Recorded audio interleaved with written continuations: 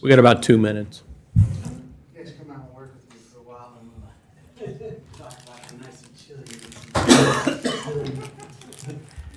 How blessed we are to have air conditioning. Yeah.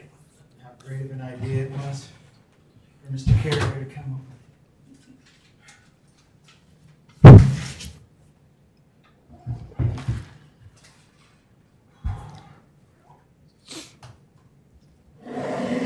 All right, we got 1 minute left.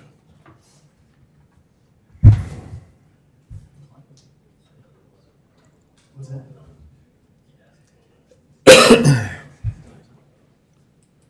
Yes. There is, there's something to be said about that, for sure. Especially with that. The best one we ever had. What's that? That's awesome. Pain was happening. Its compression ratio is so that it can hold on. There's something still wrong. It's like- Yep. As long as you don't dump it to atmosphere, you can still use it, claim it, reuse it. But most people like dump it out. Yeah, they can go. Man, it just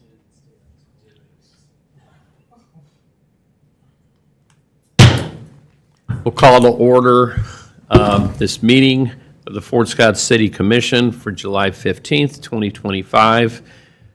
Clerk, please call the roll. Dylan Olson, Here. Matthew Wells, Here. Tracy Dancer, Here. Catherine Salisbury, Here. Tim Van Hookey. Here, please rise for the Pledge of Allegiance.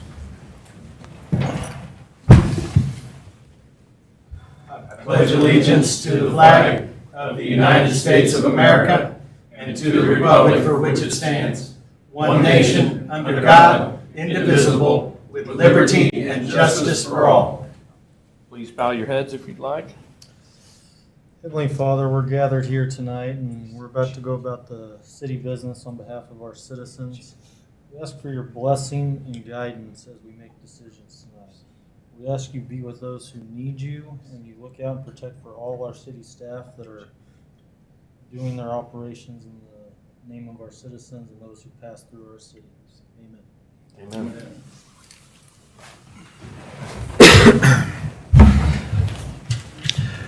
All right. Item 4, approval of the agenda. Any additions, subtractions, amendments? We do have an amendment, a request for an amendment. You had a sheet.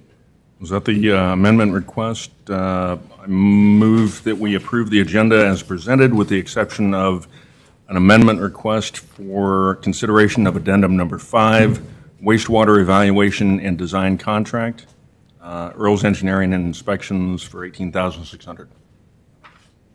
Seconded.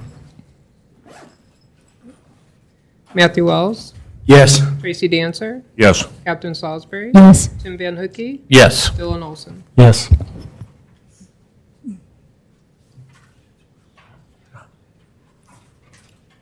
All right, item 5, consent agenda.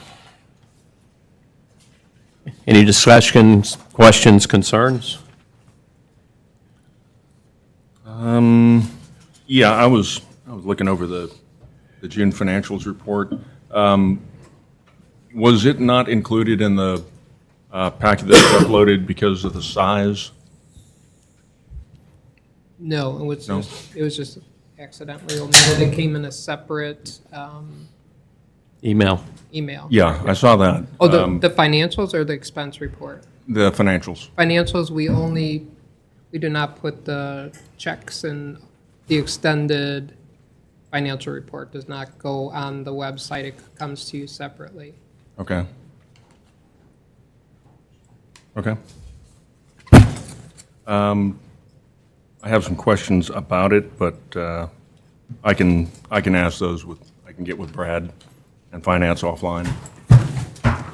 Sure. Yep. I'd put it with my mail.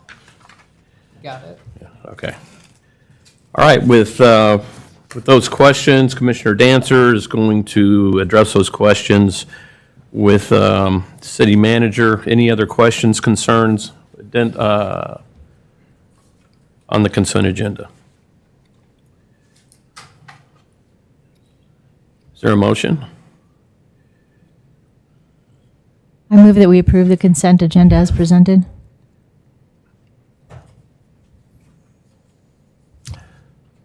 I'll second. Tracy Dancer, Yes. Catherine Salisbury, Yes. Tim Van Hookey, Yes. Dylan Olson, Yes. Matthew Wells. Yes. All right, item 6, public comment. First up, and please, when you get up to the podium, make sure the microphone's on and state your name loudly. Is Debbie Buckley? Okay. Excuse me, I've never done one of these before. So. Okay. I do have some comments. Is that red light on your microphone? Yes, Okay, if you could So just tilt like it, there you this. go. All right. Thank you. I'm 6 feet, so I'm not used to. I am here to speak to you today about the stray cat issue here in Fort Scott. I moved here a year ago.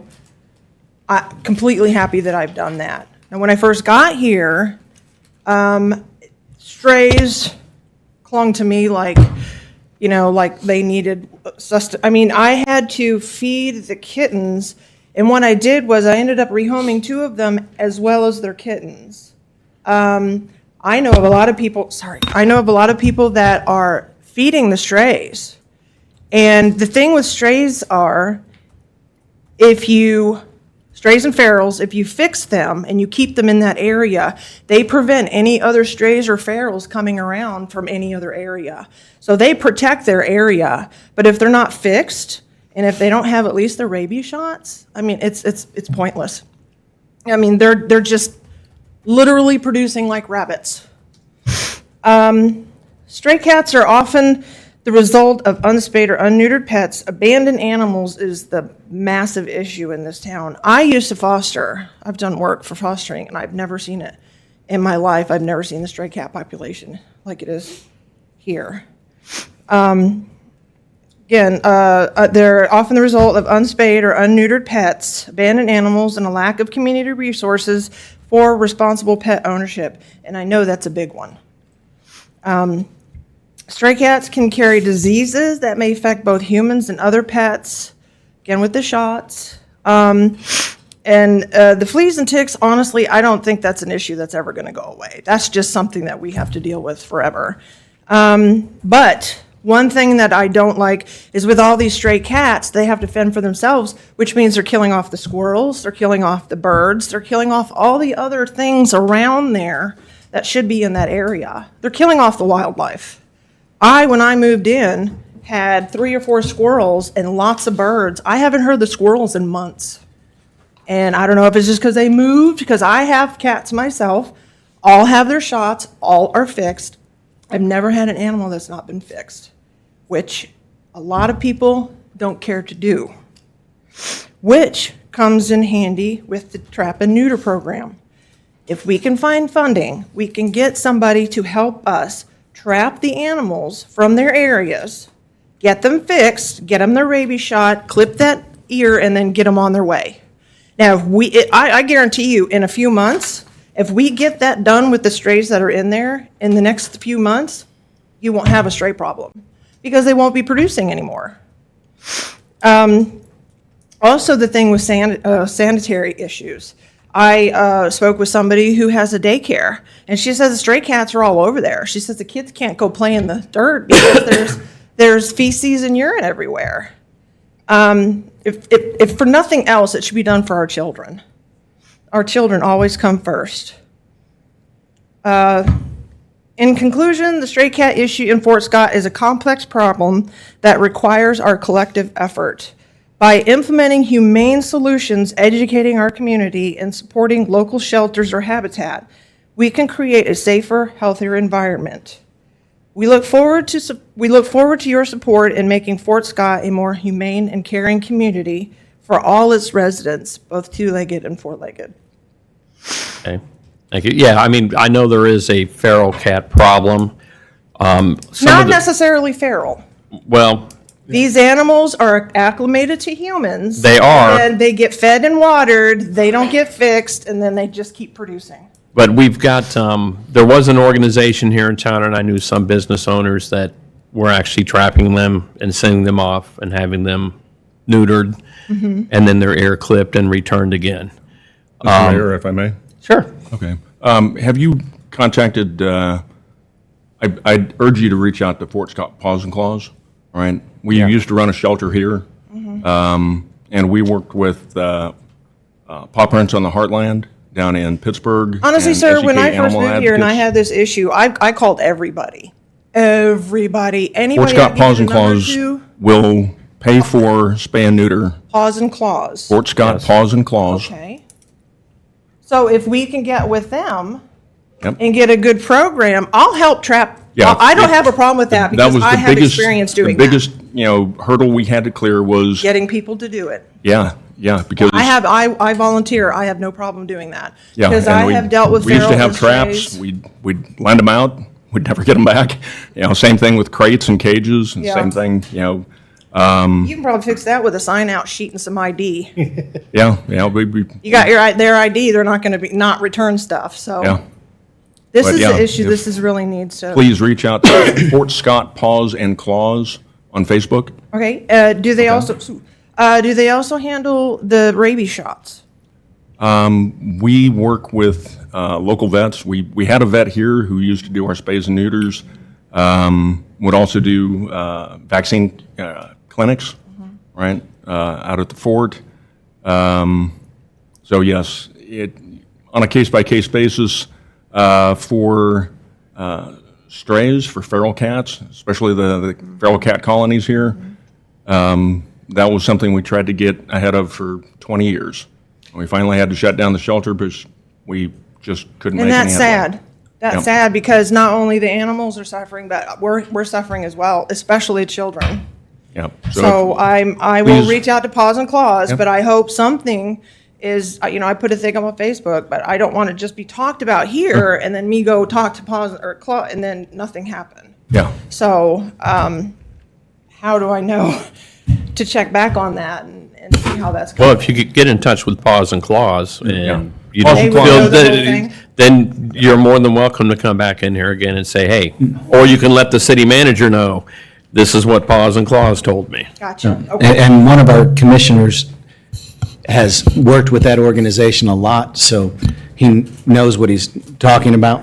And so I believe they will be able, if they can't for some reason, come back.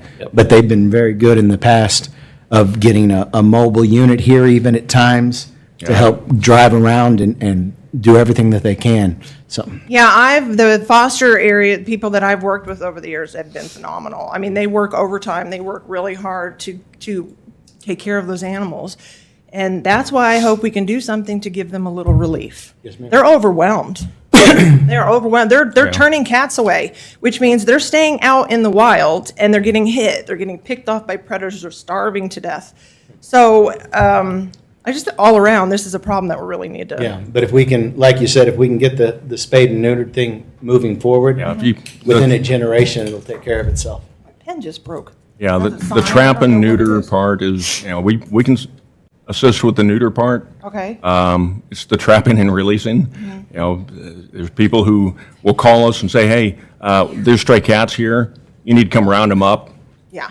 and. See, and that would be. That's just not a service. With we provided, Facebook, so. we literally can see from every corner of the town because we have eyes everywhere. And if we get those tips saying, hey, there's some over here, can you come get them? If we can get those kittens before they're a month and a half, they have every chance. If you don't get those ferals acclimated to humans by the time they're 2 months, it will never happen.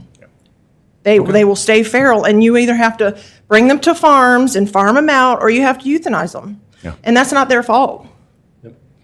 So thank you for listening to me. Also, Thank I you. wanted to give a shout out to the Bourbon landfill.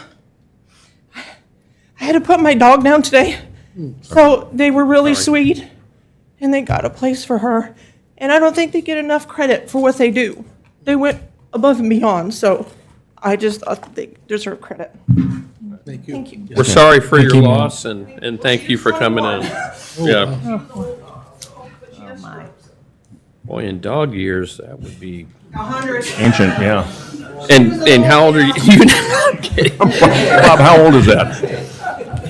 It doesn't make it any easier, though. No. No, and with her history and everything that she's been through before I got her, I just hope she's not. Okay, the next person for public comment is, oh, go ahead. Sir, she was asking if she could say something real quick. Sure. I'm Jonna Ballou, and I have a cat in our neighborhood, and I don't know neighborhoods all in Fort Scott. I just know my neighborhood, and our neighborhood is clean, and there's not trash around for cats or anything, dogs to get in, and I know there's dogs that get loose at night, they turn them loose, but I make sure my stuff is all picked up so the dogs have nothing to do in my backyard or front yard, wherever I feed the cats at. I have one cat, and there's Yeah, a couple she's not cats on here. outside that are strays that neighbors all take care of. And that's the only cats that's in our neighborhood that we know of, that we've ever seen. And so I think if you keep yourself clean, where there's not food out all the time, to draw something in there, that's 100% to stop the population of cats. I mean, the cats do multiply, yes, because dogs do, people do. But you have to take control of your own yard, your own stuff, to help keep the population down. That's my point from what we do in our neighborhood. Thank you. Thank you. Thank you, sir. Was there any other folks that wanted to comment on the cat situation? Okay.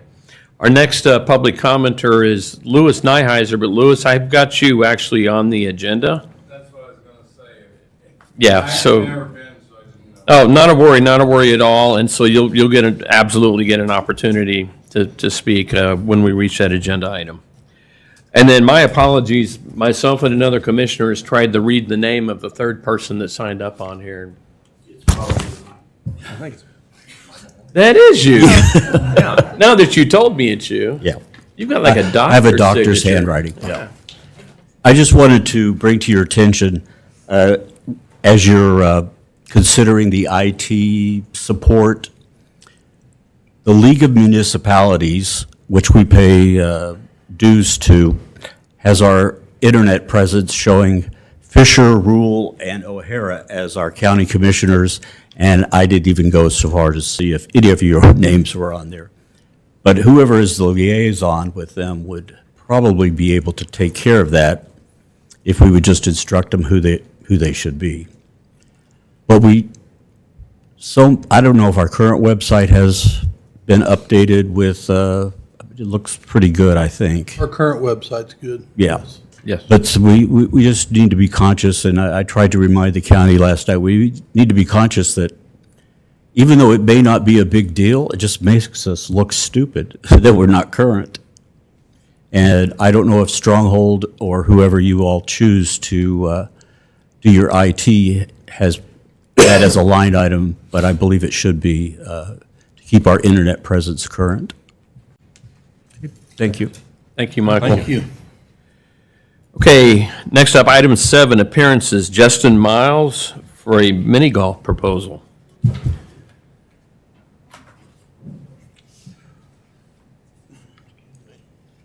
We're doing.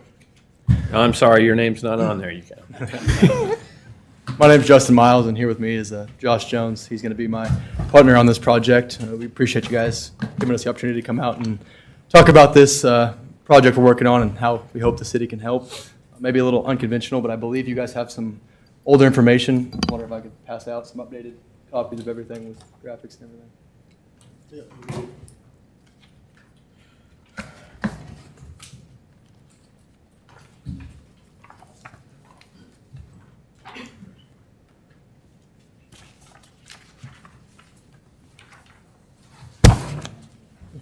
I think you guys are all relatively familiar with this project and what we've got going on, but just wanted to touch a couple points, and then hopefully we can just open up to discussion and questions, comments, and concerns. So yeah, we are wanting to bring an 18-hole outdoor miniature golf course to Fort Scott. We've been hard at work at bringing this project to life. Our biggest hiccup right now is finding a location and a place we can place this and move forward with everything else after that. So after some discussion and everything, a property we're looking at, hopefully being able to place this, is 000 North National downtown. It is the empty lot across the street from Sharky's, behind Papa Don's and all of that. Well, it's not empty, it's a parking lot. Yeah, yes, yeah, relatively empty as far as everything's concerned. So we are hoping to have this miniature golf course, for what it's worth, open by summer 26. Ideally a little bit before then, but that's just kind of where we're at as far as all things considered. So just talking about the layout of everything, we don't have an exact idea of what it's going to look like yet, but as we've been working, we think we can leave 15 to 20 parking spots, at least initially. And so on the back side of that page there, we do have a kind of a map of a rough estimate of how much of the property it'll take up, consume. So we're just kind of talking about, the impact that it'll have on the community. Ideally, this will kind of open up downtown even more than it already is. The idea is that we can get people walking through there, hitting the fort, hitting these shops, stopping to eat, everything like that. And after meeting with people who have ran different entertainment venues, different businesses, stuff like that, we think it's feasible for the first year to host 15,000 customers. That's kind of a number we're going to strive for. Within a 30-minute radius of downtown, there's about 36,000 people and about 15,000 households, and we think we can pull from all of those. So we've kind of got to focus on bringing in Fort Scott residents, but then also on the tourism side of things, bringing in people from around the region and whatnot. So yeah, as you mentioned, it is a parking lot right now, and just kind of addressing that. Right now, there's about 45 parking spaces. As I mentioned, we're hoping to leave about 15 to 20 open to the public. If we can get away with adding more, great, but that's kind of the rough draft of where we're at right now. Attached to that, I also did attach a copy of some of the underutilized lots in the area. I mean, comparatively, while that lot is used quite a bit, there are several other lots that I think could be used. The pavilion, obviously, with the farmer's market, and in the winter, they've got the ice rink down there, but other than that, it's relatively open, and so we think we have other opportunities, other options downtown area for parking. Yeah, you guys kind of seen all the financials. We'll hit on that later on. Feel free to reach out as far as that thing's considered. But we do want to be very community involved. So we want to work with the schools, people who maybe couldn't always afford to come play mini golf, open it up to sports teams, stuff like that. Just be involved with local businesses, everything.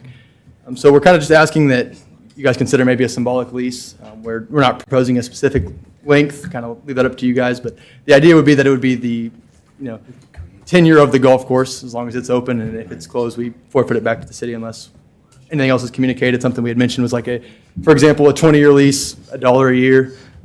Eventually, if we were come to a term length, eventually ask the city to consider donating it back to us, and we can put it back in the tax roll and continue to give back to the community in that way. And for what it's worth, I did attach some visuals of kind of the course idea we're looking at working with. We weren't able to contact as many people as we had hoped initially. Such a tight window, but we were able to talk to a few different people. They are listed above. Business owners that use that. I know a lot of concern was with the residents downtown living there on Main. So we spoke with some people there. We got some great feedback. They're very positive. They're pretty welcoming. The big thing is if we come in here and this goes through, we want to be a good neighbor. We want to be able to work with these people, get everything ironed out. So we didn't want to just barge in. We kind of were floating around the idea, seeing how everyone felt about it. And I think that ideally it'll be welcomed with open arms from those around there, and we can bring more foot traffic to the area. We definitely appreciate you guys giving us the opportunity and all the help that Brad and Mary have been moving this forward. And yeah, I think you guys have some questions, so we can get to those and just kind of discuss if you guys would like. Why that particular location? For when it was mentioned, it's already kind of designated for a kids area with the splash pad. And so for us, And the splash pad is that's in adjacent space. But, Right. I mean, it's not, it's in the general area. So compared to anywhere else it could have went, this is the closest spot it could go to the general area. And so for me to look at something, you don't want a kid spot down here and a kid spot 3 blocks away, because you want to plan for the future. And so if you want an entertainment district down here with drinking or whatever, you want your kids to, sorry, go ahead, ask your question. okay. No, go So ahead. Just wondering, the Heritage Pavilion down here with the gazebo, I mean, it already has public bathrooms. There's already plumbing there.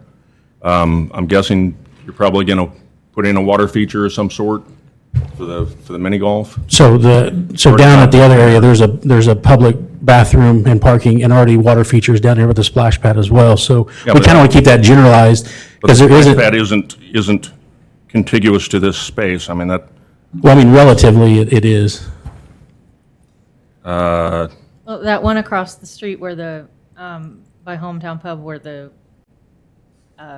laundromat used to be would be closer to the splash pad. Right. Yeah. Okay. There's also a couple things just to chime in here from a business aspect as well. The visibility of the one across the street from Sharky's is great. And then also just the slope. The one next to Hometown has a pretty mean slope. The one behind the gazebo, it's not as bad, but it's still a little rough. And so there's no slope at all at the At the- parking lot down here at the end of the block. At the end of, About the end gazebo. of, end of the By block the here. gazebo on Main Okay. Street. Yeah. I mean, that parking lot is seldom has cars parked in it, you know? I'm just wondering, I mean, I understand we've got a lot of concentration of activities and events down on the north end of Main Street, down toward the fort. I don't understand why we would not take an opportunity to bring that foot traffic down, Yeah. further down. I mean, I think you you're know, right. That Main is the Street. concentration right now. And for us, that's the benefit of it because it is the concentration. And so you don't want to you know what it's right there. And so Yeah. exactly to your point is exactly why we think it should go down there. So this looks different in some ways as far as what was in our agenda packets. I believe in the agenda packet, there was talk about financial support from the city for a percentage for a grant using, was it YAT funds for that? Yeah, but them aren't city funds. No, they're not, but I mean, Yeah, there's been, yeah, the YAT team did that, 20 years ago? And Okay. when we did the splash pad, they left some earmarked specific. Okay. That's why the whole YAT team was started for a miniature golf course, and now we're 20 years later and was still a- don't have one. in the packet we had, though, it asked for the grant approval that, the city commit to 10%. I can pull I it don't up. believe that there was, but I think maybe what was discussed there, we have been working with Mary. We're going to apply for a grant through the Department of Commerce, a tourism attraction grant, and we had discussed using that YAT team fund Okay. as a match. And so that's, I apologize for that. That last time around, it was a little bit more general as far as all things. I wanted Yeah, to- because I noticed the change Yeah. between what was in our packet that called out a 10% compared with what's. Yeah, I here do now. apologize for I that. think the YAT team funds, I think he's under the assumption it was city funds when it really was earmarked by citizens. Okay. So some of the questions I would also have is again, I know that, first of all, I want to say I would love a miniature golf course. But, we do have to make all the considerations that are involved with, because you're talking about a long-term placement of something. And number one, I do know that parking is something that people get continual hit with. I go downtown a lot, I go to Sharky's, Bob will tell you I'm a New Grill every Saturday morning, and that parking lot is full. And then you got the farmer's market people there, and the people are parking in that parking lot now to go to the farmer's market. So it's pretty condensed.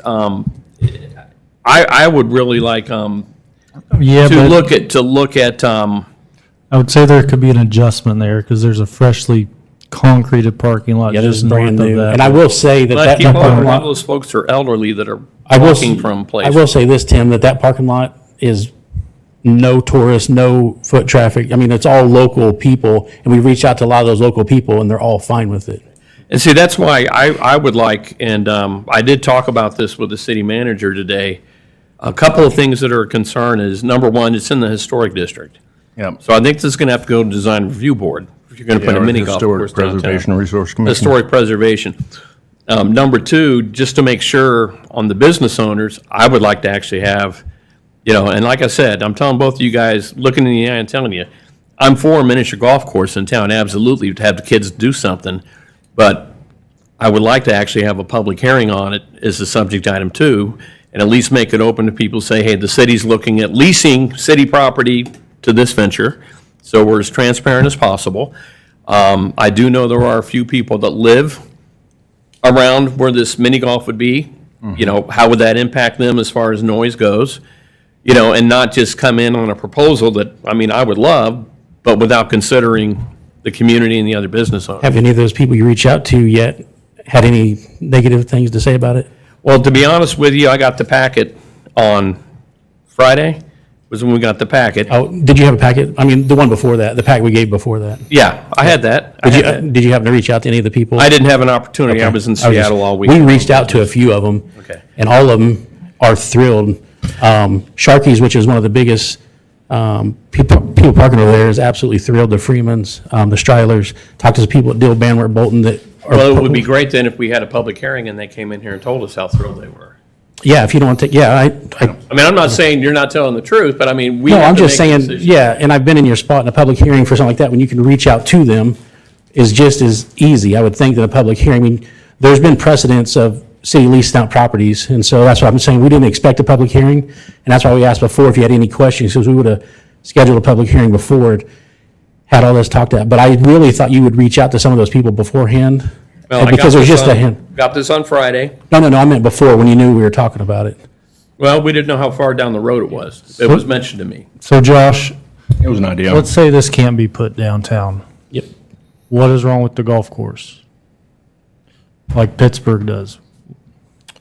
Well, when I was a commissioner, we looked at it and there was no spot to put it without putting up netting. And the netting is the most expensive thing to put up, like the driving range or the miniature golf course at that time, where they were going to put it. We talked about taking out the tennis courts, but nobody wanted to do that. I think Tim was against it and some other people. So at that was actually one of the spots originally to No, put it. I didn't participate in that discussion on the mini golf Yeah. course up there. That's when Oh, I the was driving commissioner. range. Yeah, when No, we I talked love about the driving yeah. range, but And that- so that was one of the talks, and at the time, they were going to build a new cart shed or something out there, and there wasn't no room to add it when they did that, because they want expansion for that, and so there just wasn't enough room without putting up the 20-foot netting and that stuff. is We could super always expensive. take a hole out.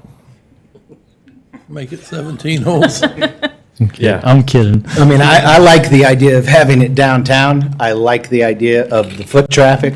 I like its proximity to the fort because you're going to draw people over from there. I like its proximity to what currently is growing up to be our arts and entertainment district. As far as I'm concerned, everything that is of that ilk seems to be located in that same area. I like having all of that centrally located. I mean, that's the way it's been extremely successful in other cities, is you establish an area like that, you concentrate that stuff in that area, that way everyone can walk to and from everything. It opens up the rest of the town for other things. I've never liked that parking lot because of where it is. I think it's an underutilized spot. I think it needs to be something else other than a parking lot. I would like to see the parking dispersed more around the edges of the city and allow some of these central areas to be viable lots again and used more for what our citizens want and desire. I know that that has been something that citizens here in Fort Scott have repeatedly talked about, how they would love a miniature golf course, and I think it's a great idea to put it downtown. Personally, I think that is one of the 3 ideal locations to put it. And you bring up a great point with the fort, you What are the know. other two? How many school children go to the fort each year? Right. Now they go to splash pad, but they can't get wet. Now they can just walk right there, have a park underneath the, and so it's a perfect location. And as far as parking goes, I think you guys, Brad's talked to you about a plan to add parking, and you've just done 2 new parking lots in the last 2 or 3 months that added probably 15 to 20. This will also add some more on National Street. So as far as losing parking, you actually probably gain parking based on the plan Brad submitted, so. You're going to lose parking if you put a mini golf course in a parking lot. Well, if you look at That's- this, If you look at the whole plan, He's Tracy, presenting- the whole plan, you actually gain parking Put this spots. Sideways. Yeah. Wall Street, if you would make it one way going from east to west and make it an angle parking instead of parallel parking, you will increase by 25 parking spots. But I think there's other areas we could find too. But I'm in agreement with Commissioner Wells. Good. This parking lot is busy, but I don't believe it's so busy that we couldn't find other solutions if, We reached out to a lot of those people. I agree, though, we gotta get something down here too. but I agree, I mean, it's that- busy, but this would fit there Maybe not this, but for what's been built up That over the Heritage last several Pavilion, I mean, it's years. an underutilized lot now. There's And I public think- bathrooms, there's plumbing, you know, batting cages. This is an underutilized lot as we see it, because if you go to any town, we just got back from Eureka Springs, you walk, you know, your main street is not where your parking goes. Well, and I think to that point, like, we need to think in context, even to go clear down here to the gazebo, we're talking 2 blocks. It's not a big deal. I mean, it seems like it compared to the size of our downtown. Yeah, exactly. It's 2 blocks. Exactly, it's not that, I mean, it's not gonna make that big a difference if it's at one or the Yeah, other. so for me, and I appreciate that you had hoped we would ask ahead of time, but just like everyone else, I don't think we realized how soon this was. I didn't realize it was imminent, but I would feel better knowing from like the people that live right near there that Yep. they're actually copacetic with this. And I know everyone probably, I use that particular parking lot a lot. Not that I would hurt me to walk more, but I mean, like I go to Deal Fletcher in Bangor. I have to park there to get to my dentist. I'm really glad our downtown is bustling more, but I just can't get a parking spot along the street anymore. So for me, but I don't want to speak for everyone. So my experience is that I like that parking lot, but that doesn't make it a no-go. I would like to really know that we fully explored like down the gazebo, because that's just 2 blocks, you know, and Commissioner Dancer makes a great point that that's already got the infrastructure there. I like the idea of where the laundromat used to be. I just think that seems, you know, nearby, but I also kind of don't like the other. I think we just invested in making that a parking lot.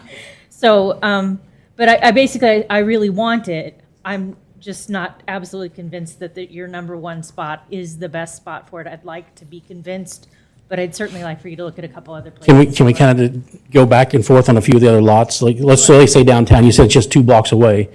And for us, you're right, it's only 2 blocks away, so why does it matter if it's there or down there? Because as you said, it's close proximity already, so you're not. It's an attraction that brings foot traffic. Exactly, but she said it's only 2 blocks, so it's already close, so the foot traffic's already there, as you stated. Yeah, I think that my point, people would, if we're using it for like arts and entertainment, then yes, and you're gonna engage in mini golf, then you're probably gonna be walking. But if you're someone who wants to frequent those businesses, you know, right there in that block, you know, like, Yeah. you're probably, some of those are like local people who have ambulation issues or whatever. They don't want to park 2 blocks away to Yeah. get to their accountant or whatever. So can I say this, like the district where the gazebo is, how many things down there draw kids in right now?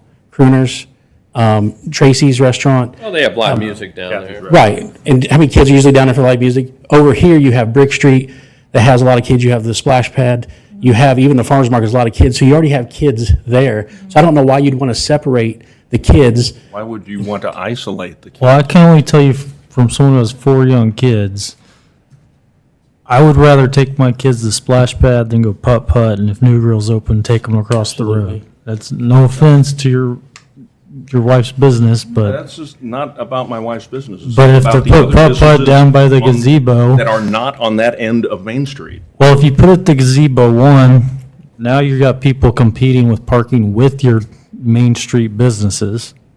No, That's I'm one- saying, you go over to that parking lot, it's almost never. I'm it not almost saying- never has cars in it. That's because it doesn't have as much foot traffic. You're wanting us to sacrifice having good foot traffic to try to draw more foot traffic to a certain No, I'm not area. asking you to sacrifice. We would like the area that already I'm has a asking lot you of, to bring a lot the of foot attraction traffic that would to help another us. part of town, right, to share the benefit of bringing people into town. I get that. This is a private business. I just want to reiterate, the private I business. understand, but you're asking for public land. Absolutely. Okay, my concern is I haven't ruled out where you're wanting to look at it now. But again, this has not been to the design review board. This has not been, I mean, in their packet here, you've got names of 3 people, and one of them does not have a business on that area over there.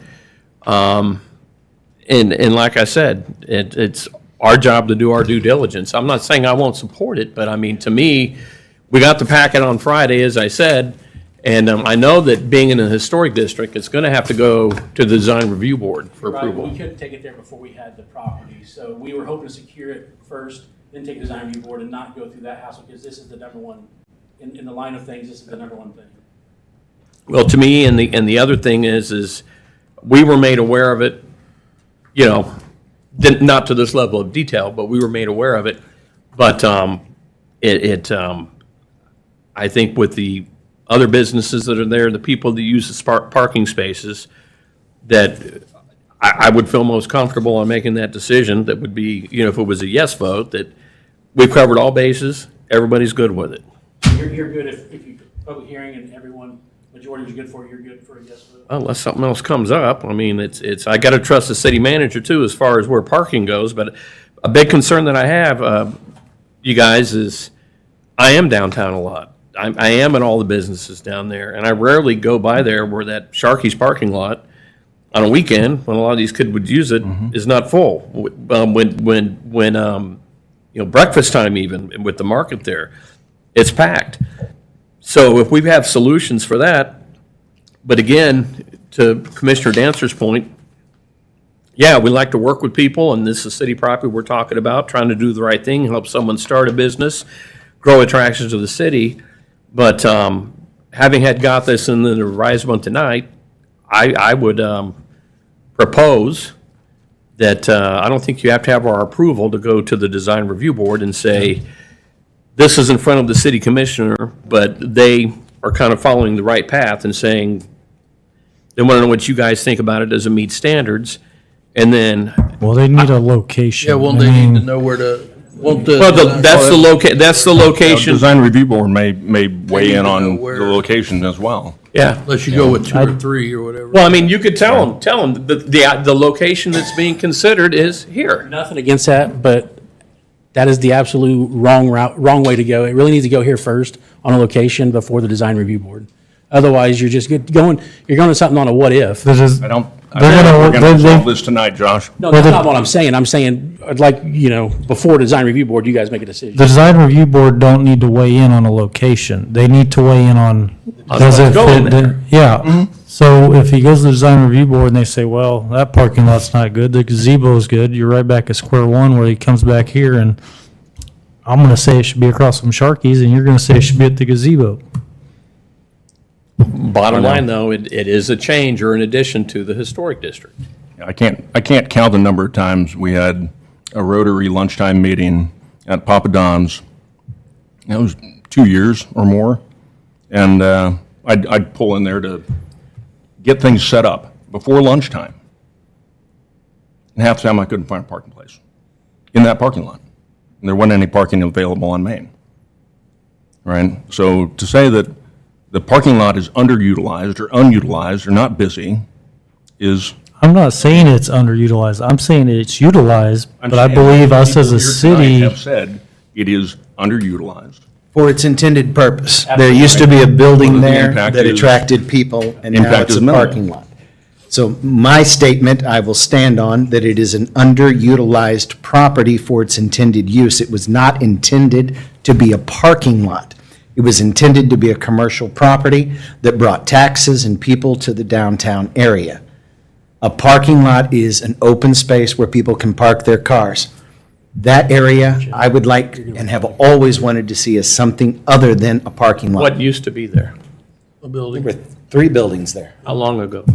One of them burnt down in 1970-something. I'd have to check on the other two. Well, I mean, I think to speed up, we're good with the public hearing. I think you're doing your due diligence, Catherine. That's the all right I'm way. asking for. The only thing we ask for is if you could set that pretty quick, because it could delay past 2026 and further on. So if you could set that in 2 weeks out, that'd be great, or whatever you need to. I am more than happy to do that at the next. 'Cause I mean, that honestly, I thought you guys had this for a month or so, and so that's why we assumed, we reached out a week ago and said, What we've had up to this point is a verbal communication, not a packet. Just so I understand, based on these other ones that we've talked about, have you done the same, like if it ended up being one of these other places, are you able to do that? Have you done a feasibility so study? here's, yourself? just running the numbers, there's not a big profit margin. There's a reason there's not a miniature golf course in Fort Scott. It's not a moneymaker. Yeah. We need foot traffic. We need the traffic of the kids. We need the traffic of the restaurants to make it viable. Yeah. As Tracy said, the foot traffic is not down at the gazebo. That will kill any small profit margin we had, because we absolutely need that foot But traffic. you're saying that it's not going to draw people. I'm saying it will draw Or people, you but I'm said it saying, will. Tracy, you said that area has a lot more foot traffic, correct? There's a concentration of activities Yep. and venues at that end of. A lot more foot traffic Street. down there. Yeah. That's what we need to make this viable. It's such a slim profit margin. That's the only way to make it viable. Where do you see people going if it's put at the gazebo? Say again? Where do you see people or children going if it's put at the gazebo? They got tumbling tigers across the street, right? You have to belong to that. Now, we're down, in all fairness, we're downtown every weekend with our dogs, and there are kids up and down Main Street. Are there as many as there are at the splash pad? Absolutely not. But let's not say there's not, between the fort and everything, that just- there's not kids up and down Main We're Street. trying to increase foot traffic. I'm just They're riding asking their the bikes or question. scooters. Yeah, where's my signs? But, okay, and while I still think the gazebo makes sense, that other parking lot where the laundromat used to be, that would have just the same amount, if not more, foot traffic for you. It's just the issue that they would have to go across rather than, okay. Yeah, and it's, you know, and I mean, that would be probably the second choice. But as someone, as a commissioner, if you're looking at taxes, I mean, the parking should never be your main, I mean, if you have those two spots, and it's, you, like you said, it's only 2 blocks to walk, only half block to walk, No, now I get you it. want your parking on the outside, not on the main spot. No, and I understand what you're saying about needing it, because there was a time where there was a miniature golf course behind the bowling alley and it didn't last. I remember that. So I know it needs the proximity, but that is a whole different ball of wax to go clear by there. But Yeah, we- I know what you mean, yeah. We do also have the Museum of Creativity, right? So that's children, yeah? Tracy, we can keep going back and forth, but as you stated, the main foot traffic is in that area, and you want it down here to move foot traffic. That's all I'm saying is, I agree with you, Tracy. The main foot traffic is down there, and that's what we need to make this viable. That's all I'm going to say. Okay, the only other thing I would ask, since we're going to put this in, and Lisa and Brad, can we put like the public hearing on the next agenda? Doesn't that have to go 30 days though? No, I don't think so. Not a public hearing? No. I want to accelerate it and Demos and other things. by Got to at least ordinance, go, yes. it's got to at least go 2 weeks. so let's do Just that to 2 have a weeks. public hearing now. Well, it'd be the first meeting in August. And what I would also ask of you guys is, in the original, unless it's changed, there was some conversation in there, because, I mean, Josh, you run on the commission, you know, I read everything forward, backward, left, right, about possibly some in-kind services and help from the city. If between now and then, you could provide us kind of what you had in mind on that. I mean, I'm not against supporting that either, but up front, I'd like to get an idea. And what I'll, that and is. to give you a heads up, and some of my thoughts is the alcohol tax that we use for kids for drug awareness Yeah. is to utilize some of that for maybe an event down there, and not the actual, there's something that's dead earmarked Well, for for. in-kind, I was thinking along the line, are you gonna need city crews, city street crews doing stuff, items like that? Okay, but when you see in-kind in an agreement, like, kind of like Splash Pad. Splash Pad was a great addition, you guys get a lot of credit for that, but, I mean, if city crews need to be used, we'd like to know upfront. Anybody else have any questions? I would just simply add to the conversation that the contact has already been made with the National Historic Site, and they like this particular location as well for a miniature golf course. So if this is the area that we ended up looking at, they are on board with this location as compared to some of the other locations. They would rather it be in this location. Is that something you can forward to Brad that he can share with us? I think they can, I guess they can't really attend. No, they're not allowed to attend any public No. functions right now. Yeah. Send that to Brad, please, so he can send it to us, if you've got a communication there. And then, again, get the public hearing done, give the people that live around there, that have a business down there, an opportunity to come into the meeting. And then, like I said, I still wish we were still going to go ahead and hypothetically go to the design review board and say, boom, how's this look? But if that's not feasible under these circumstances, then, and then just the, anything in kind that might be from a labor or material standpoint or anything like that would be good to know. Definitely. Okay, the rest of it, like I said, I've read your old proposal, I've had a chance to look at the new one, and I want a miniature golf course in town, but again, it's let's do it the right way. Anything else, guys? Commissioners?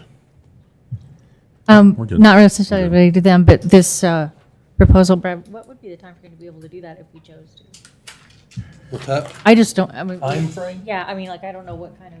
That'd be a matter of painting lines and educating Yeah. people.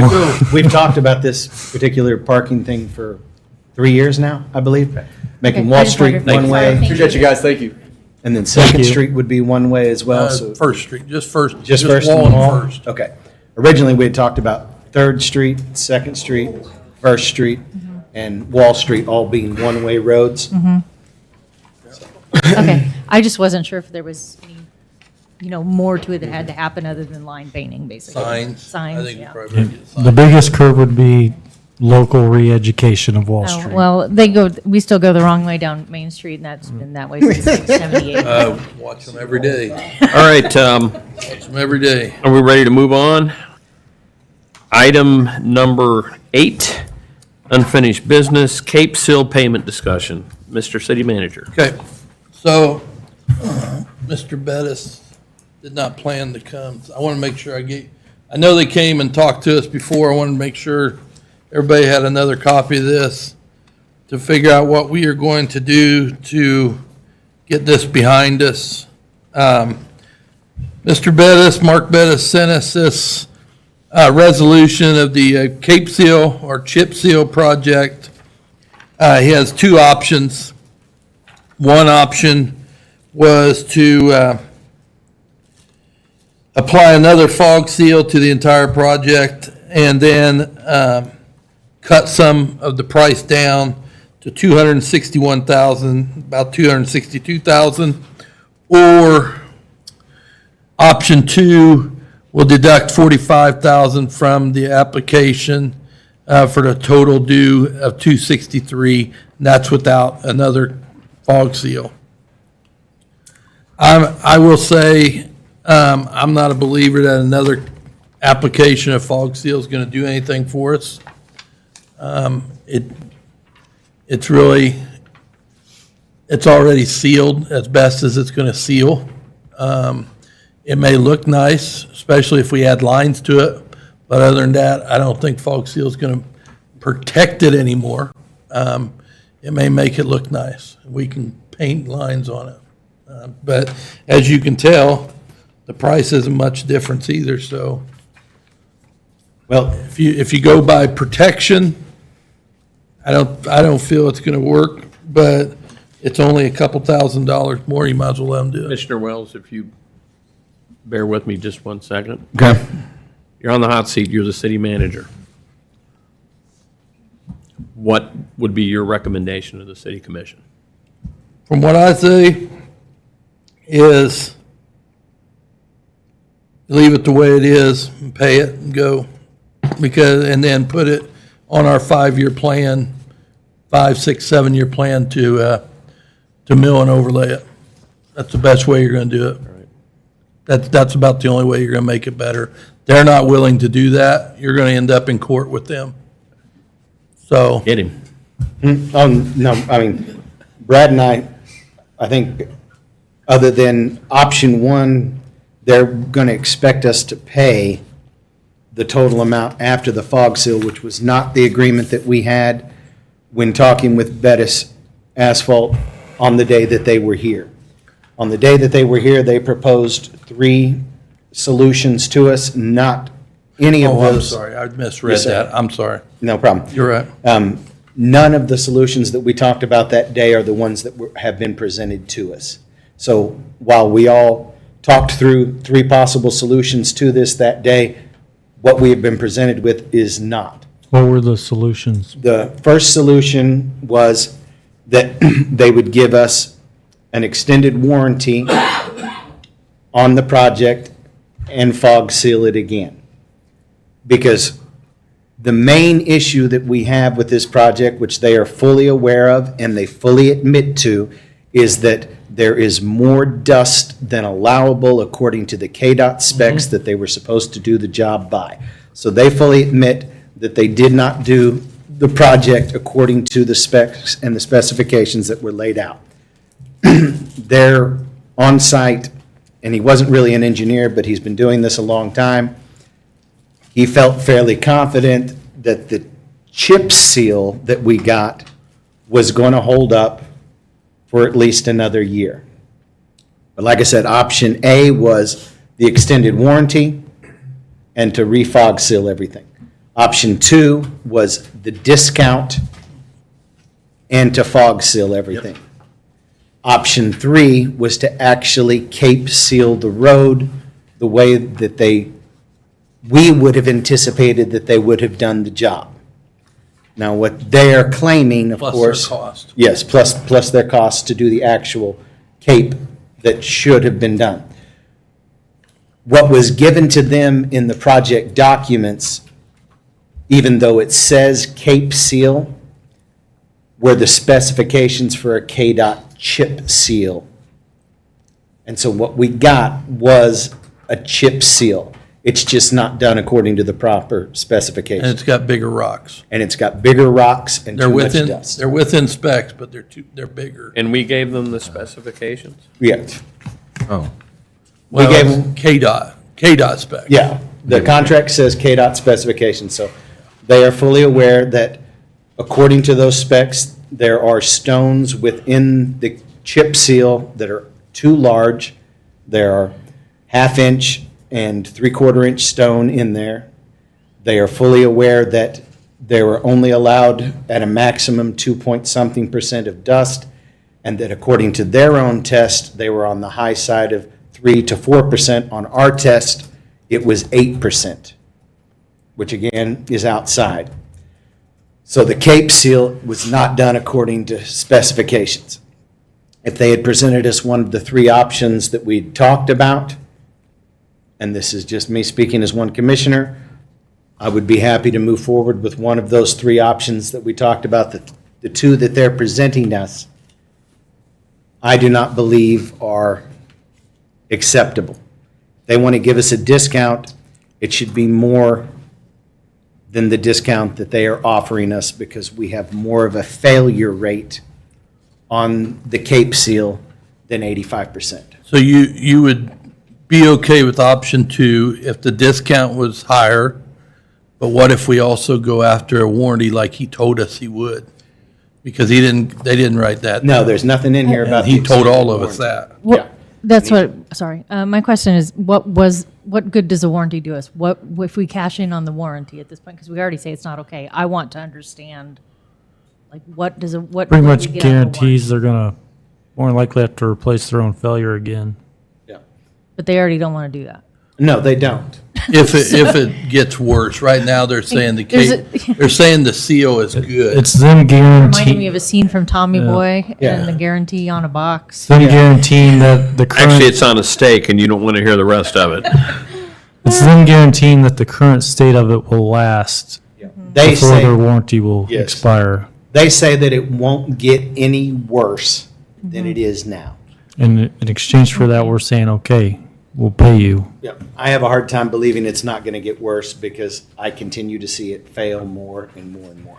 The only issue with that warranty term too, and since it's not in writing that I would have, is who makes the determination that the warranty needs to go into effect?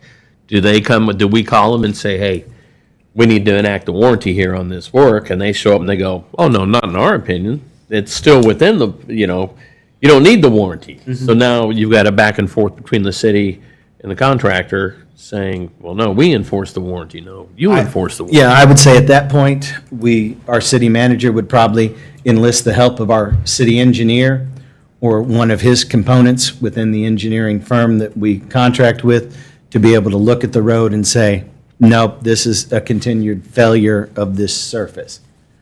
So we haven't even been through the summer yet. We haven't even been through the hot part of the summer yet. And already the roads that have been chip sealed, according to them, show an unacceptable failure rate, in my opinion, but I am not a KDOT engineer. Okay, so with this said, is there any other questions, comments, concerns? Is there a motion that anybody wants to make on this? I just want to be clear. We contracted to have Cape Seal or chip seal done?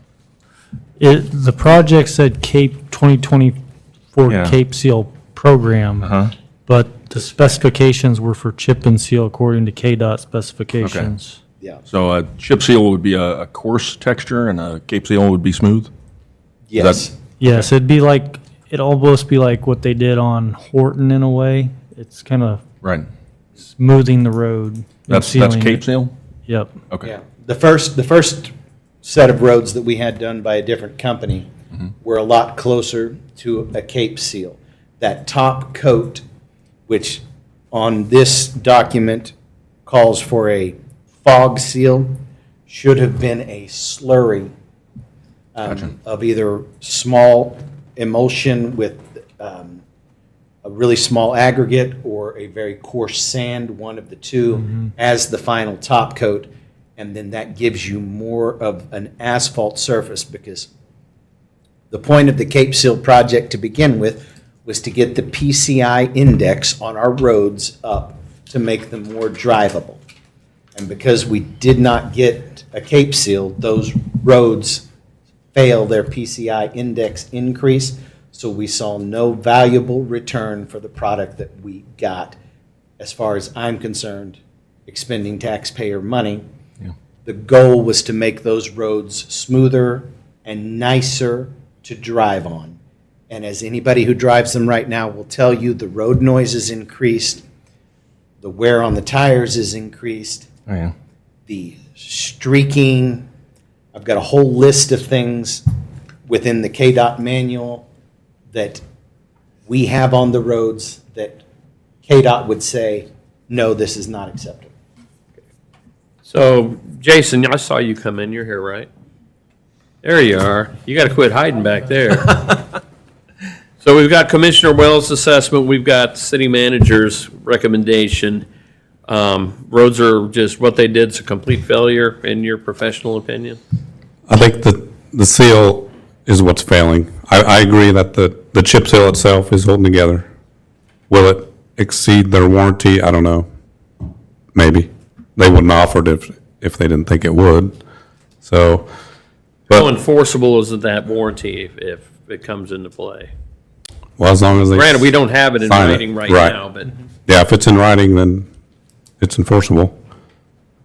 But the one option that we requested that they still have not given us is what it would cost to actually put a cape over the top of these roads, because that would improve the drivability. And that's my recommendation, would be Thank do you. an actual slurry seal, even if you can't have them come back and fog it again, No. it's going to do the same thing. So a slurry seal would be a better long-term solution for that. So who's And I gonna, don't know if we asked for costs, they would expect some yeah, they're gonna fund. wanna pay, and that's what he told us. Yeah. We were gonna have to pay for that. And I told him I wanted to at least see what it would cost, because if the discount that they're offering us at the 85%, what's it gonna cost to get the Cape Seal, then we take that difference off, and I would be willing to pay the difference if we're going to improve the drivability of those roads and get the PCI index up. Because that's what I believe that's what our citizens want for those roads, because they don't want to continue to drive on them the way they are. If we can make them smooth and drivable, at least in the time being until we can get to where we can tear those roads and mill and overlay them, because there's no way to fix the chip that they did on them the way they did it. Because as they fully admitted, their nozzles were plugging up, which is why we have the streaking and the uneven application. The dust was too high and the aggregate was too large.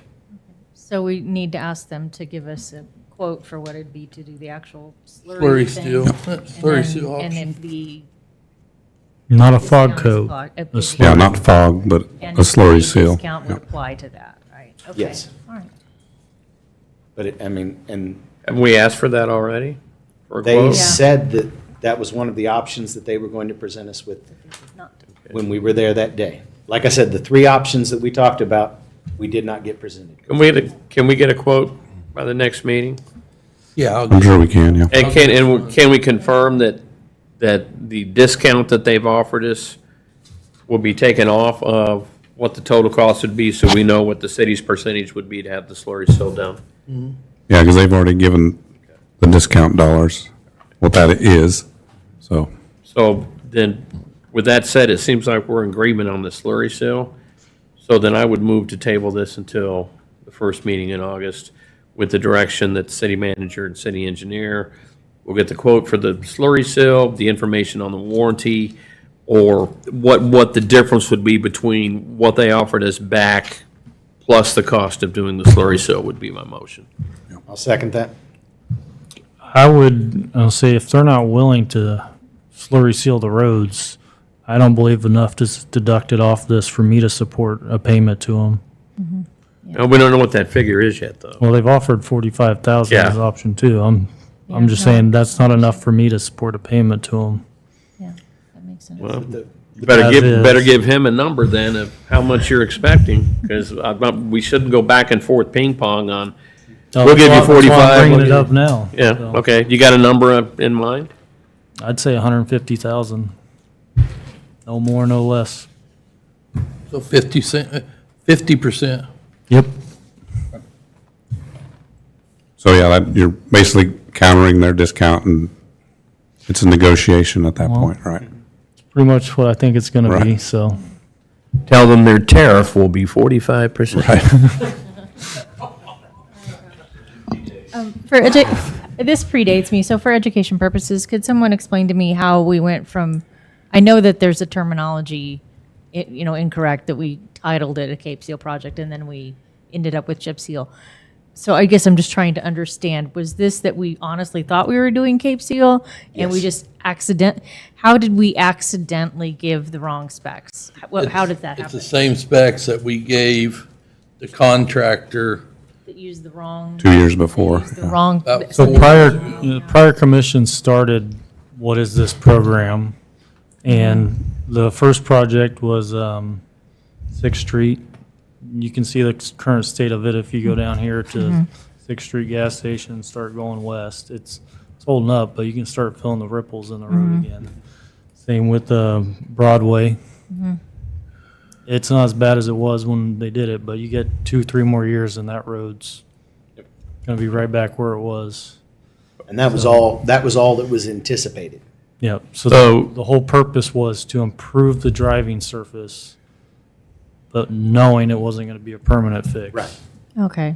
So that we can start lining out, which Brad has now, Okay. a plan on what roads we're gonna start milling and Okay. overlaying. We're getting ready to where we can do our own asphalt, all of these things. Okay. But at the same time, we didn't just want to make the citizens continue to drive crappy Oh, no, that roads. makes sense. I guess, just so I say So that, we a just called it the previous- wrong thing, but we. A previous city intentionally did. commissioner or a previous city manager who believed he had a better engineering understanding of what we needed than what we were asking for, wrote this document. Okay, I got it. Okay. And though that's the helpful. previous company gave us what we wanted, this company followed the document specifications. Okay, So we asked for a Cape Seal, but within that, there is a line that says Kansas Department of Transportation 2014 chip seal. got it. Okay, thank you. I just Yes, wanted to ma'am. understand what we got. Yep. So Commissioner Olson, then would you want to take my motion and amend it that the deducted amount is I don't $150,000? believe I can amend it. You'd have to, or Or you can just make that same I would motion ask and you then to change the amend it. dollar figure? I would ask you to amend it if they're not. Yeah, willing. I'll amend my motion to the option 2 with the amended amount of $150,000. Half vote's 154. Okay, 154. I already sent the email. Okay. I already sent him an email. Motion's made. Is there a second? Second. Dylan Olson, Yes. Matthew Wells. Yes. Tracy Dancer. Yes. Tim Van Hookey. Yes. Catherine Salisbury. Yes. Okay, thank you. Thank you. New business now, public hearing for a petitioner Louis Nyheiser, 761 South Garrison, requesting the vacation of 16 feet by 600 feet of Goodlander Street.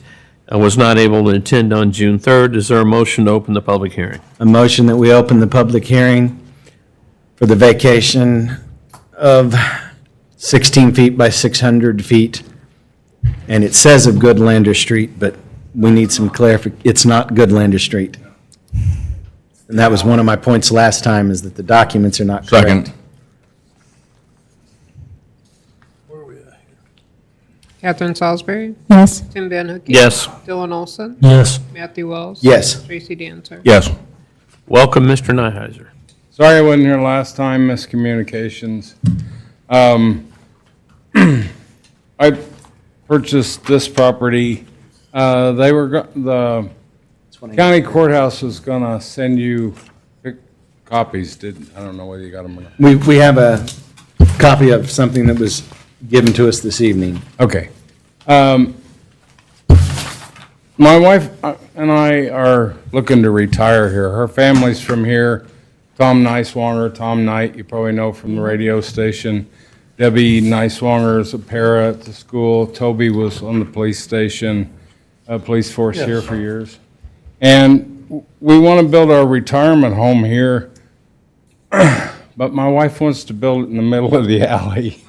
So talking with Norm here in the office, he said, you know, what we need to do, I want to do everything proper with permits, do the way it should be done the first time. And he said, I know there's a lot of people who haven't, but you should come in and see about having the strip closed. The other thing is, and I assume you folks know this, but if it does get closed, that property gets added to taxes. So the amount of land that it is. So just to be clear, even though the documents say Goodlander, you're actually asking for the alleyway between East Sixth and East Charles. yes. Between Garrison and Goodlander. Yes. To be vacated. Goodlander, you can't really tell it for the pictures. You probably can't even tell it if you drive by. But Goodlander is actually fenced on both sides of the right-of-way all the way through there. And that's fine if, you know, I wouldn't mind having a street down the other side of the property. I don't think they ever will because there's a big ravine on the north end of that. That's probably why none of that was ever used. But it would take a bridge or a lot of fill or something to be able to get a street through there. Is there anything else you wanted to share from an information standpoint? Just like I said, I mean, don't sit down, but I would ask, is there anyone else Has anything in the ever been meeting put, room that wants to share anything? is there anything running through this alley, or has anything ever been put? no, that in the picture, I don't know if you've got the same. Well, I know there's no road, No, there's obviously, no but- road, there's trees, there's a lot of large trees right in, as you can tell from the picture, there's a lot of large trees in there. Nothing's ever been buried Nothing's in there? ever been used. I've been in touch with the city water department, sewer department, and Evergy on the electrical. There's absolutely nothing on this land. Everything's on the south side on Charles Street. And I'll be straightforward with you. So one of my issues with the city vacating or giving away free property is just that. So this basically amounts to about 9,600 square feet of property, which anywhere else in town would go for $7,000 to $10,000. And we're being asked to just give that away. And I understand what you're saying, that it eventually will be on the tax rolls and all of that. Lots 5 and 6 that are shown here on the map, I gave $1,000 for both of them. I mean, I understand what you're saying, but, I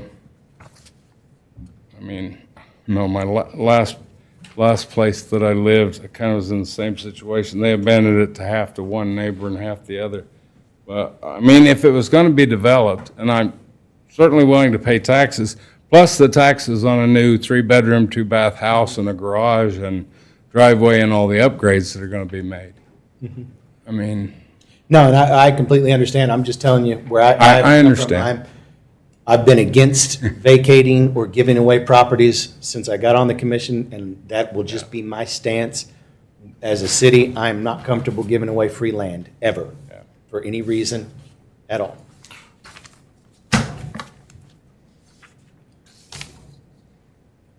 Anything else?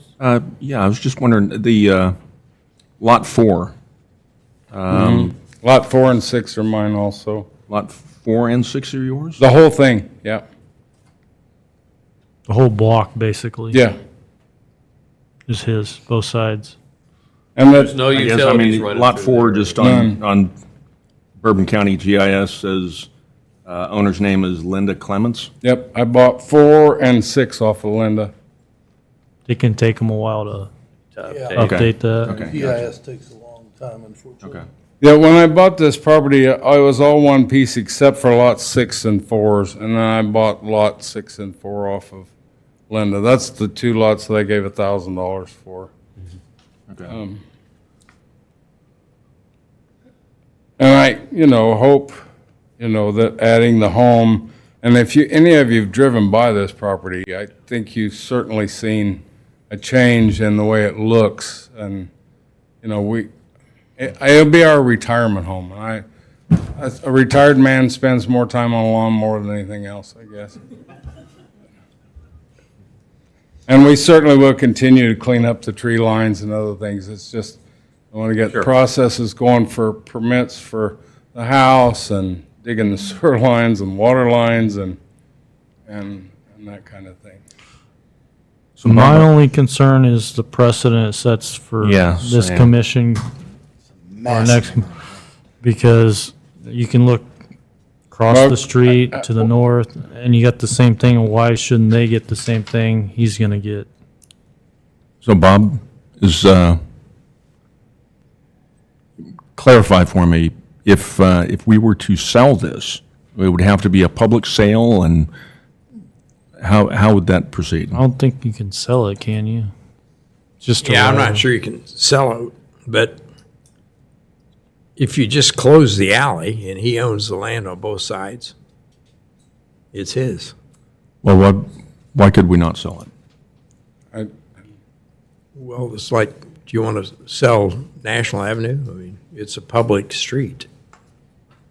Well, this isn't a street, it's an alley. Well, you want to sell the alley behind your building to a private person?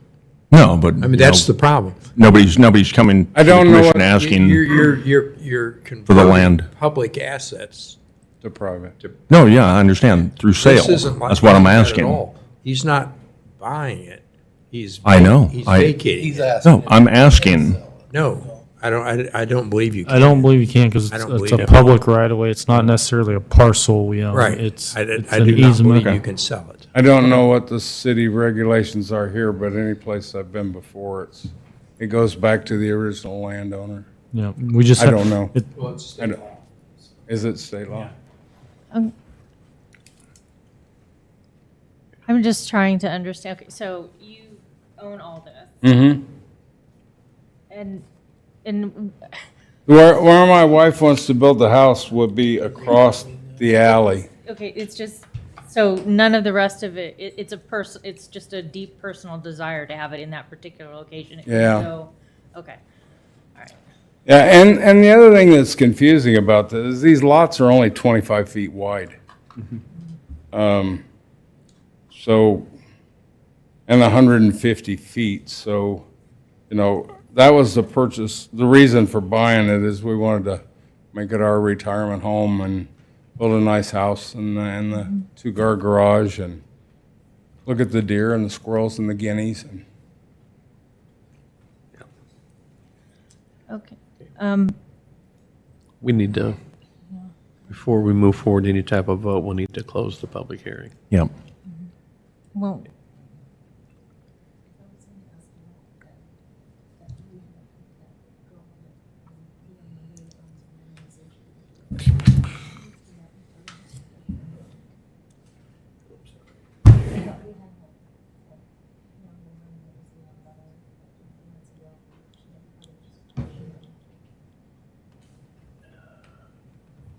Because it's not on the agenda. I just want to compare it. Oh, Can I just add one more thing, Commissioner? Yeah. I think where there's a little bit of confusion. Okay. Let's assume he didn't want to build anything. yeah. Uh-huh. Let's assume he says, I own this land and I want to close the alley. That way I can mow it, maintain it, and whatever. The alley doesn't go anywhere. It's not really there. It's just there by plat, but he owns everything in that block, which is unusual. So if the alley's closed, then it's his property. It's no longer ours. And he can go apply for building permits and do whatever he needs to do. Our only extension of our use is if we have utilities, he cannot keep us from exercising our rights with utilities. But I'm assuming that the codes department has checked that out, and there are no utilities there, and because he's not permitted to build across our utilities or our utility easements. As a matter of fact, there's a lift station on the southeast corner on this property. As far as I know, no agreement was ever made through, but it's public utilities, so I don't have a problem with it. But it's not, you're not wanting to build your house right on top of No, that. no, and like I said, I mean, I don't have a problem with it being there. I mean, they just put in that brand-new lift station there. I mean, I talked to the guys, the head of the sewer department. Bill? Bill, yeah, I talked to Bill. And Somewhere in here. we were fine. Can some commissioner help me remember the details from a couple months ago when there was a young woman here who had purchased a house and there was some, they were wanting to vacate some portion of land. How does that compare to this situation? I'm forgetting the specifics. To me, okay, let's say we vacate this tonight. You see over here, you have the same situation. They come in, why do we deny them? Domino effect, why do we deny the next one? Well, that's why I'm asking about that girl, that young lady a couple months ago, because we said no to her, and I'm trying to figure out how this compares. See, go ahead, sir. I think one of the differences is, Commissioner, right or wrong, she bought a house that was already built on our property. Yeah. That was it. It was after the fact. And it kind of reminded me of a court case I had in Crawford County one year, where a guy had built his house over onto some easements and things that were in the plat. And we ended up in court over it. And the judge looked at my client and said, "Can you read a map?" "Yeah." Well, and again, what condition is the property in now? If you weren't there maintaining it. Right. And I'll look around. if someone wanted to vacate, Well, my alley's not used. There's literally my house, and you got 4 other houses on the other side of the alley, but no one lives on the alley. Should I get my alley? well, fill out the paperwork. And, Everybody has the point, right to do that. the point, Mayor, is if you start down the road, you have to be consistent, because if we're going to give him a vacation, the next person comes in should get the same thing. I mean, if the person across the road wants it, there's no reason we shouldn't give it to them. There's no reason we should have denied the girl that has their house built on Okay, but Prudential Street. if I'm looking at this, Where's the beginning? our alley is kind of landlocked because he owns everything, right? It's landlocked Around. because it's not used, but it can be used. No different. or an alley. Not if he owns it. He don't own it according. But the alley all the runs, adjacent the land. alley runs all the way from East Sixth to East Charles. Yeah, but none of that from East Charles to Highway 54 is anything but brush and dumpsters and old cars and, I get that, but when the city vacates an easement or an interest in an alley or road, it's in perpetuity. The city cannot undo that. So if there is ever a future use for your alley, or this alley, it can't be undone. I understand. And I respect you guys' decision. It's just, like I said, I talked to Norm, and if we don't get it done, then we'll have to do something else. Buy somewhere else, build somewhere else. But Well, I'm with Commissioner. No, I Commissioner, understand. It's not anything against your No, land I or. understand. I would move to close the public hearing.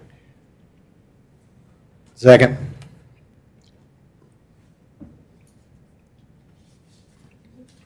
Tim Van Hookey? Yes. Bill and Olson? Yes. Matthew Wells? Yes. Tracy Dancer? Yes. Catherine Salisbury? Yes. I would also move to approve petitioner Louis Nyheiser's request for vacation of 16 feet by 600 feet at 761 South Garrison, based on the circumstances and information we've received. Mayor, would you consider amending your motion to close the alley? Okay. Closing the alley, in my opinion, does nothing. You're still, if he builds something, it's still on a city easement. So if it's allowed, we're allowing him to build on a city easement under permit, so. But there aren't any easements there. Well, That's that's the the whole difference. alley. The alley is the easement.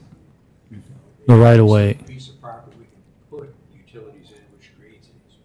Right, but currently, it is, as it stands, an easement for utilities down that alley. We're not using it right now for utilities, but it was plotted that way for that reason. And so I think that's what Commissioner Olson is saying. Like I said, for me, it has, and just so we're clear, it has nothing to do with who it is. The alley is. I always see a vacation as a step backwards for the city instead of a step forward.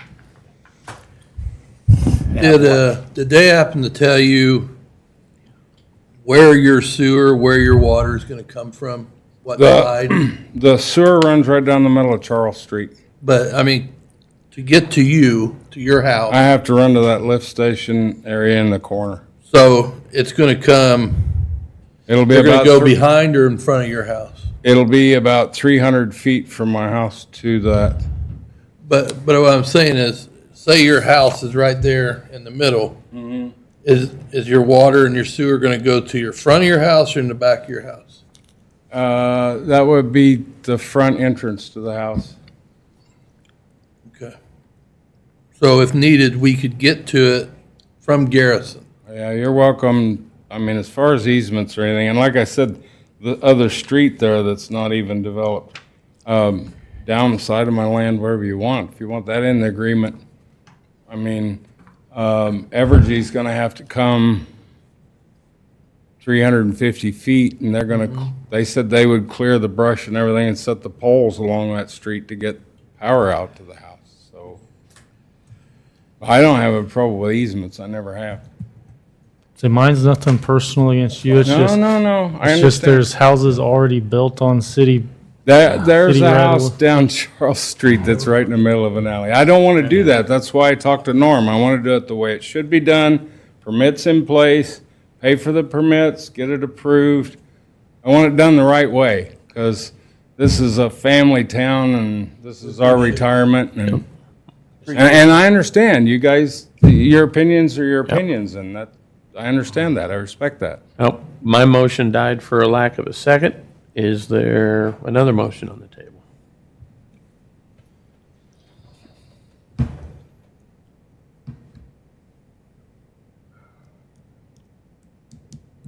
I move that we deny the request for a vacation of the alley in question.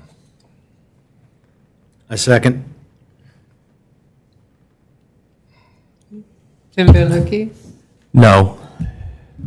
Dylan Olson, Yes. Matthew Wells, Yes.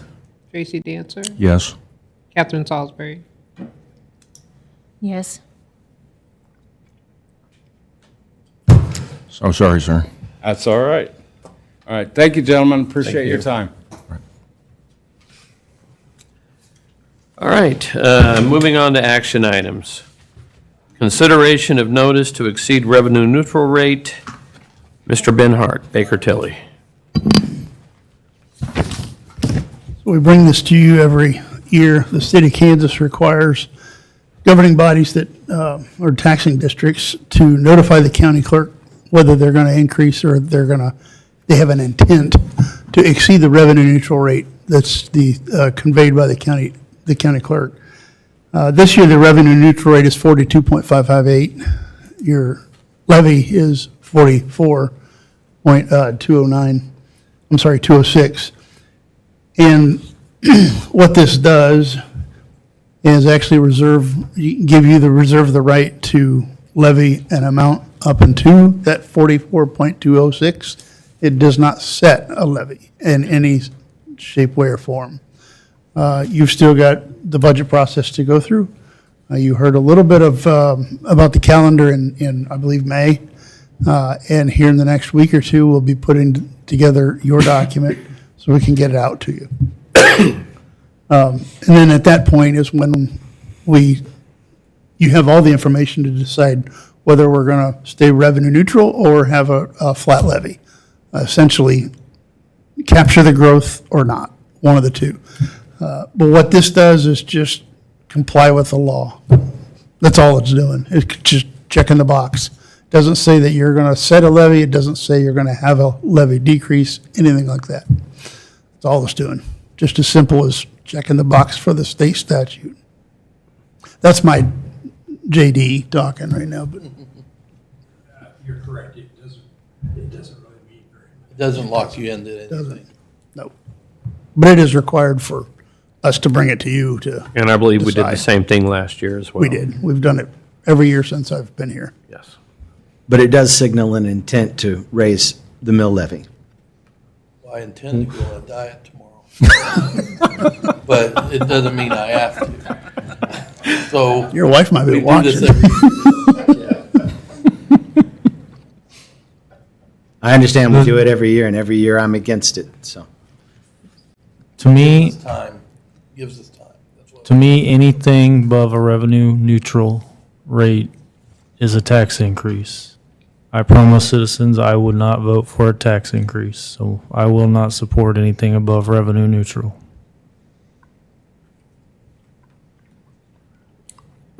And I agree with Commissioner Olson. I want to give the citizens a tax decrease, not an increase. So I will not support anything above revenue neutral. I will support exceeding revenue neutral with accountability. Yeah, like I said, the goal is, what this does is give us more time, actually. The goal, of course, is to lower the mill and absolutely not exceed revenue neutral. Been on the commission 4 years. Every year you give yourself that buffer with the vote because you have to give the state the intention. But again, as Brad said, you didn't have to go on a diet. I don't have to grow hair. Well, sorry, Tracy, that kind of impacted you too, but. But you'd like to grow. Yeah, with that in mind, Intend. for the process and the budgeting that we've got coming up in the packets, I would move to provide notice to exceed revenue neutral rate through Baker Tilly to the state.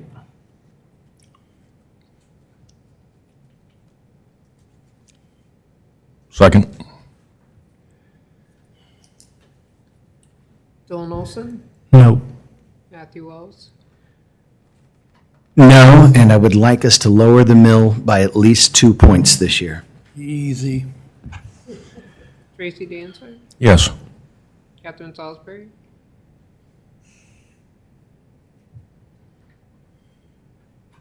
Yes. Kim Van Hookey. Yes. Thanks, Ben. I know you want to hang around for the rest of this too, because we got questions. Yeah. It's riveting. Yeah. I'll stick around. It's gripping stuff. Item B, consideration to purchase one 20 horsepower aerator and one 15 horsepower mixer for holding basins at the wastewater treatment plant.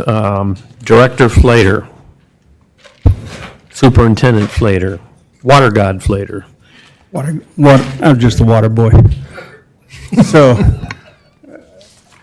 good evening, Commissioners. Thank you for having me tonight.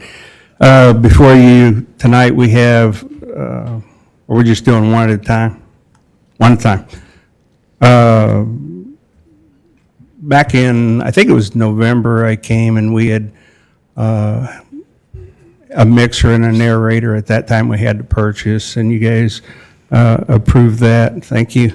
But since then, we've also had another mixer and another aerator that have failed beyond repair.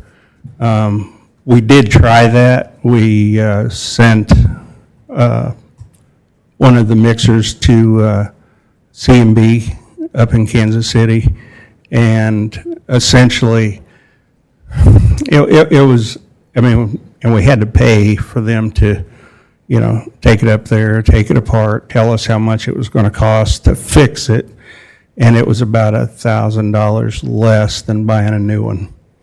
So,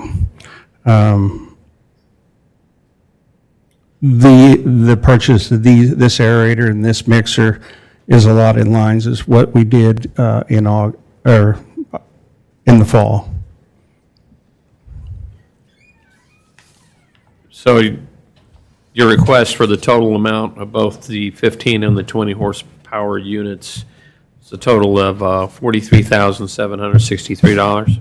Yes, sir, with the exception of the fact that we'll have to physically hook up the electricity to it. They'll install it, but we'll have to hook up the electrical. Okay.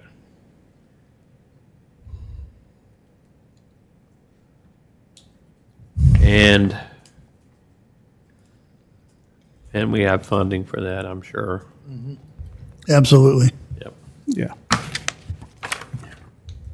Any warranty with this? Yes, it comes with, I'm looking at the documents here. I believe it's 1 year Okay. for on each of them. Yeah, 12 months from installation.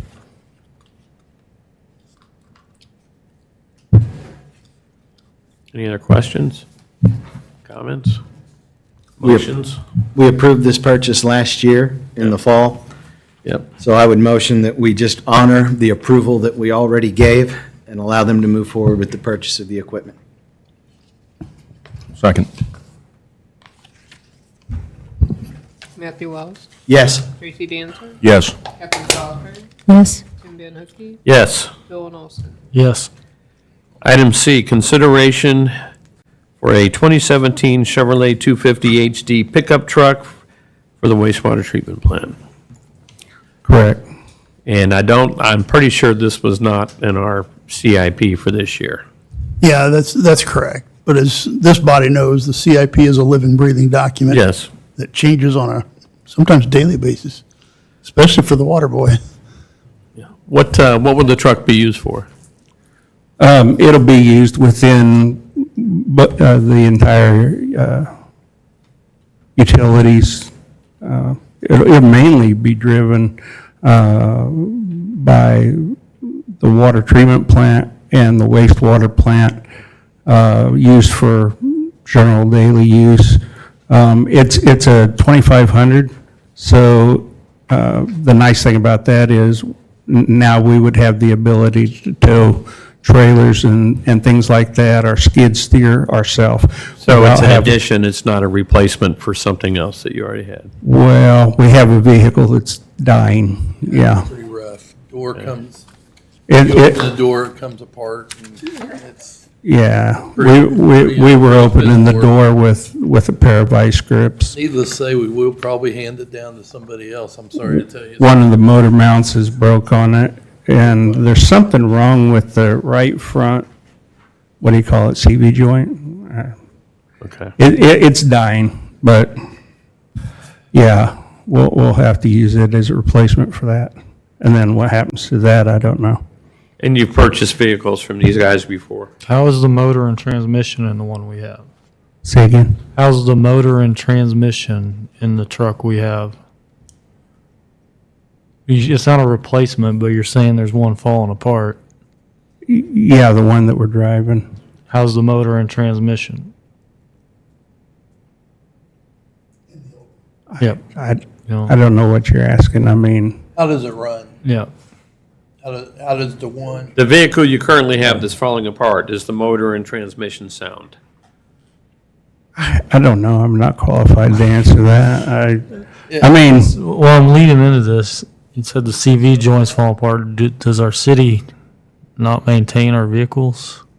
yes, yeah, we maintain all of our vehicles, but when they start falling apart from years of not maintaining, Well, suspension's pretty easy fix. I'm getting into this because we keep buying trucks and mowers over and over. Is there any warranty included? 13 or 15. You know, with a fleet truck like this, Generally, it's just 30 days. Okay. It's pretty low mileage.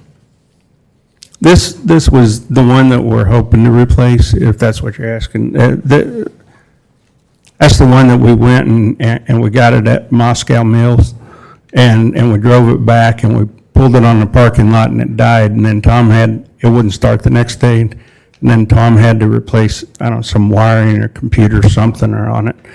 And, it's been limping along. The broke motor mount, I don't know how long that's been broke, quite a while.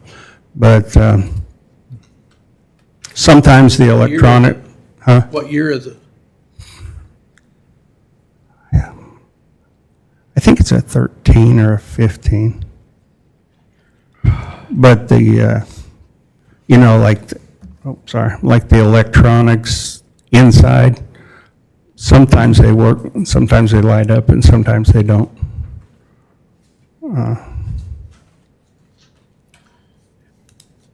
Any other questions? I mean, as far as the city maintaining vehicles, we've maintained really well within the realm of what we can, We do PMCS on it, we change oil, check fluids, check tire pressures, everything like that. Well, this one, it sounds like it's good enough that, according to the city manager, we'll probably have a couple of things done, then be passed on to another. I part just of bring the this up because I've had concerns brought to me about the maintenance of our fleets and how we maintain our equipment. And over time, it's cheaper to maintain equipment than constantly replace it. Totally understand that, but we do PMs on all of our equipment. I can't tell you what we do 4 years ago, and if you disagree, that's fine. Come out to the barn anytime, bring whoever's got. Have we ever sold all the equipment that's been sitting out there? No, we are gonna have an auction though. That is something that we've been bringing up for more than a year now, is We are gonna have an auction. But a lot of it's gonna go to scrap. At least it'll give us something. Yep.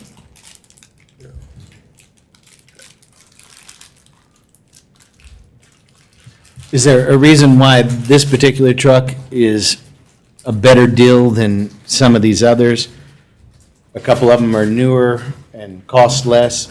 Some of them have less miles and cost less. What is the benefit to this particular truck over, say, for instance, the 2019 Sierra that only has 68,000, or the 2019 Ford that has 55,000? Well, I don't know if there anything other than location. We were just trying to get a general outline. I had Max look on these. We did go look at the one in Chanute. I think it had about 4,000 miles less. It was a 2019, but the front bumper was, you couldn't see it on the pictures, but when we got there, the bumper was bent in where it looked like somebody hit a pole or something. And then it was a big truck. There was a lot to it. Cost a little bit more, but I crawled around underneath. There was quite a bit of rust underneath. I mean, they do a pretty good job of concealing that and painting it all up, but sometimes you got to get down under there and look. The other ones are just too far away for me to go shop individually. So if you approve a truck tonight, I'll buy whichever one you want. I'm okay with that.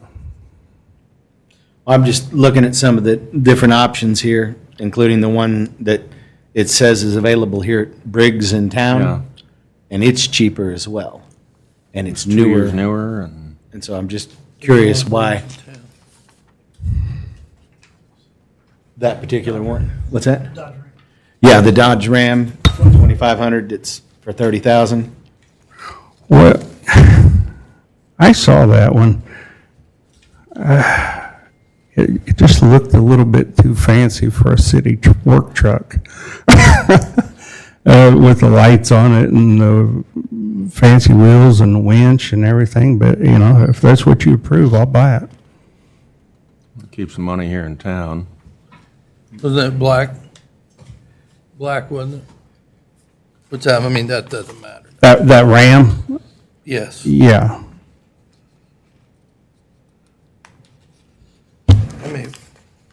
How many miles was on it? Yeah, I don't see the miles on that one. I can find it. Oh, no, I didn't. On many of these, I have them handwritten up top, but I didn't get the miles on that one, sorry.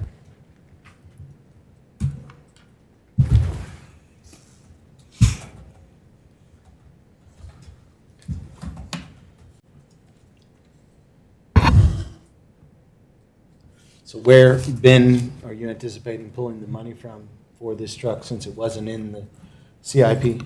This will actually come from their budget. If we need to do a amendment, we will, but more than likely, this will fit well into their budget authority. Okay.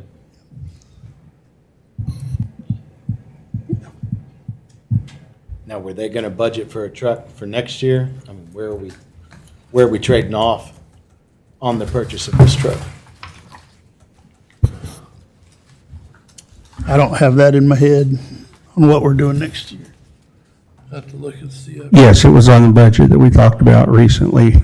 But next year's 26, do you have a truck? You do? Yeah. Yeah, okay.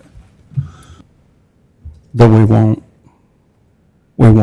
next year if we get this. Was that part of the budget that we're putting together, was to buy a truck next year? Yes.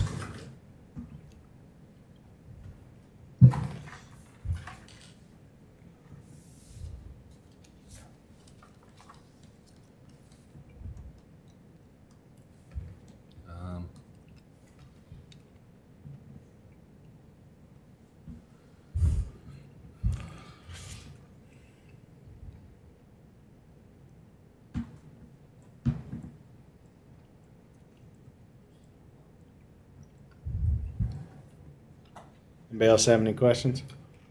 I won't lie, I'm trying to look up the miles on that. That's what Dodge I'm- Ram. It's about get- 200,000. 196,000. Oh, wow. Oh. That's why. I wouldn't. Okay. At wouldn't that point, purchase- you're buying somebody else's problem. Yeah. It's a pretty new truck. Mine's got 240. Maintenance. It's a diesel, so, I mean, Oh, was it? this other one's 6.0 gas V8.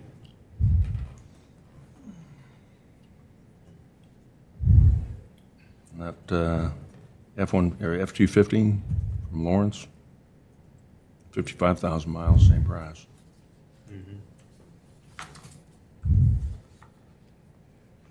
Do we have more proficiency working on Chevys versus Fords, or does it really matter? No. Not really? Okay. Not with- Well, now he's in trouble. Not with these guys. Well, that Ford's 2 years newer, too.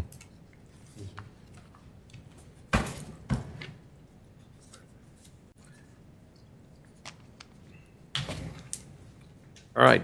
Okay, I'd motion that we proceed with the purchase of the 2019 Ford F-250 Super Duty XL Crew Cab four-wheel drive from Lawrence, Kansas for $32,946.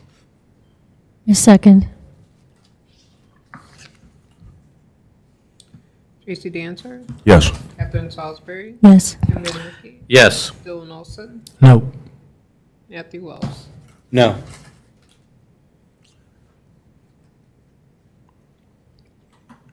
For those that didn't want to purchase it, is there anything I could do better next time? It's not so much the request, it's, I as a commissioner would like to see a complete breakdown of our equipment by department, why we're buying what we're buying, what's there. Okay. We can do that.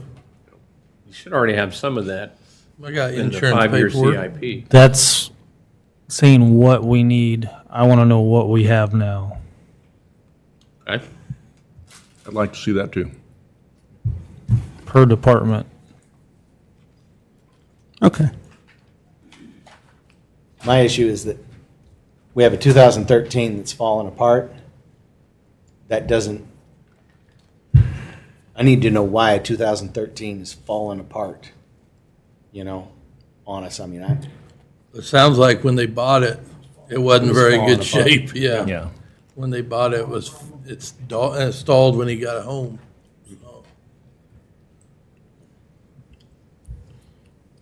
All right, item D. Consideration of bids for the Davis Lift Station Pump Number 2. Mr. Flater. Oh, yeah, that's me. So I think everybody has it there. It shows the bid sheet. Recently, we rebuilt the pumps and motors at Davis Lift Station, the big number 1 pump. This one that we're talking about is the number 2 pump. We, between the number 1 and 3 pump that we had rebuilt, is the number 2, and it was running pretty exclusively for a long time until we got those repaired. And one of the things that we noticed was it was running faster, longer, with less flow. And so anyway, we're just bidding out to rebuild the pump itself. We're not bidding to rebuild the motor on it. And so we have these 3 bids from CMB, Alliance, and JCI. Now, I don't know,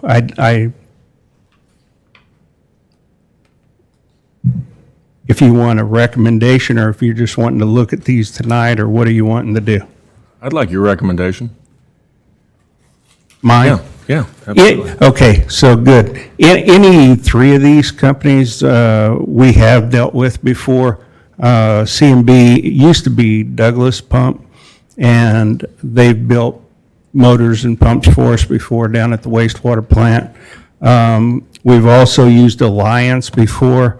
They've rebuilt pumps for us. Generally, I try to do like every other year, rebuild a high service pump. Not all the time, but until we get all 3 rebuilt. Down at the water treatment plant, high service pump station, and they built Alliance has built the pumps for those down there. And then JCI just recently did the work for down at Davis Lift Station on pumps 1 and 3. And so I'm very comfortable with any of these companies that you would choose from. I see quite a variation from 27 to 32 to 53, okay? One of the things that I did notice, and I don't know why they put it on there, like on JCI, they had a charge of $7,600, I think $7,650 to rebuild the motor, when that wasn't in the scope of work. So, but yet they included it. I'm not sure if they just kind of took the bid from big pump number 1 that we did recently and just copied and pasted it onto that. But in doing so, it kind of gave a bad look to it. Is the volute, is that going to be brass, or is it cast? I think it's, well, Because CMB is saying that they're going to coat it with an enamel coat, yeah. but I don't see that on Alliances. Well, and that's something that CMB has done before with the high service pumps, gives them a longer duration. Oh, yes, sir. Yeah. Longer wear life. Yeah. That's why, I mean, I see that difference from the 27 to the 32, but if Alliance is not coating that, I'm almost willing to pay the extra, knowing the longevity we're going to get out of the impeller and the volute by having it coated. Right.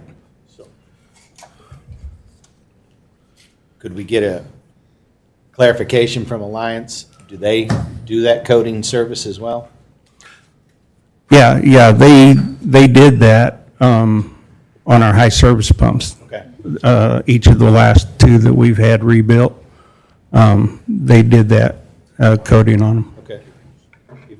If you could get a clarification for me on if Alliance is going to coat that as well, the same as CMB, then that would help me make a more educated decision. Okay.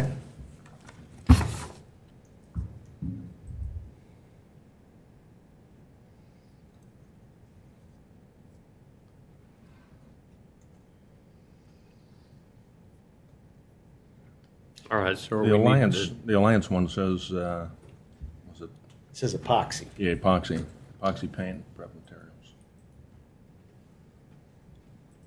And epoxy is good, but the enamel coatings, in my experience, have always been better than the epoxy coatings. Okay.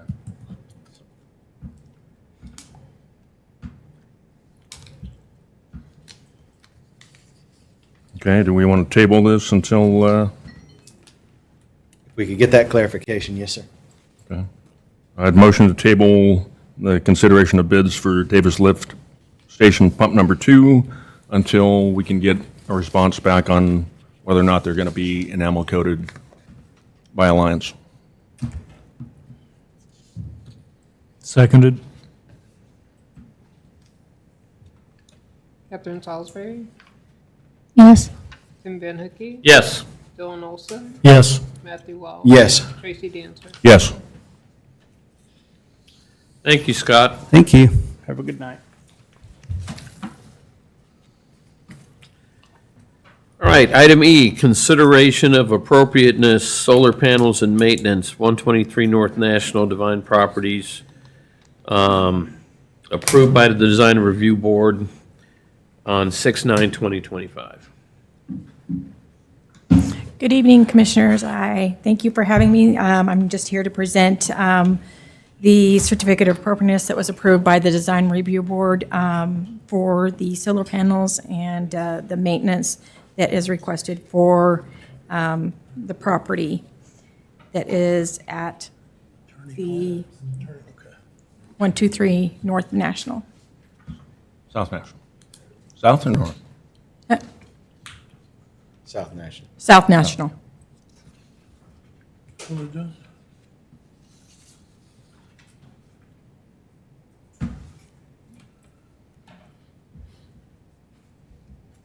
Yeah, the packet, the information from the Design Review Board is in our packets.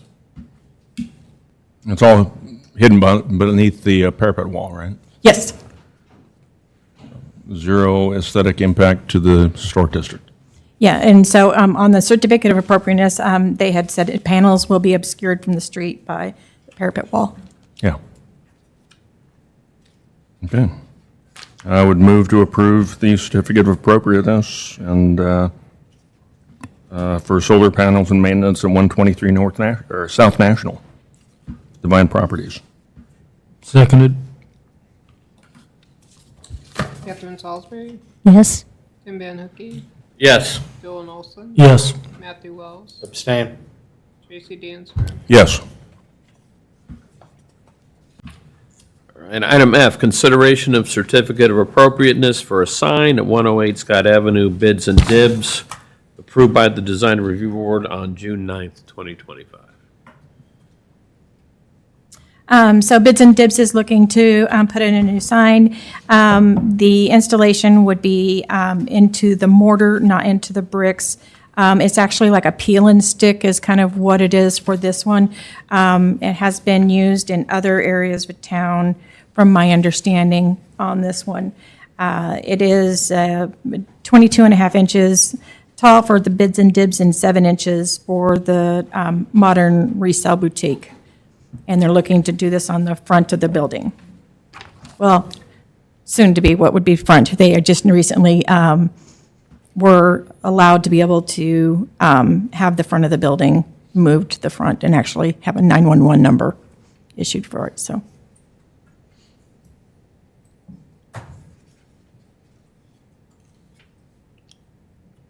I move to approve the certificate of appropriateness for the sign at 108 Scott Avenue. Bids and dibs. Seconded.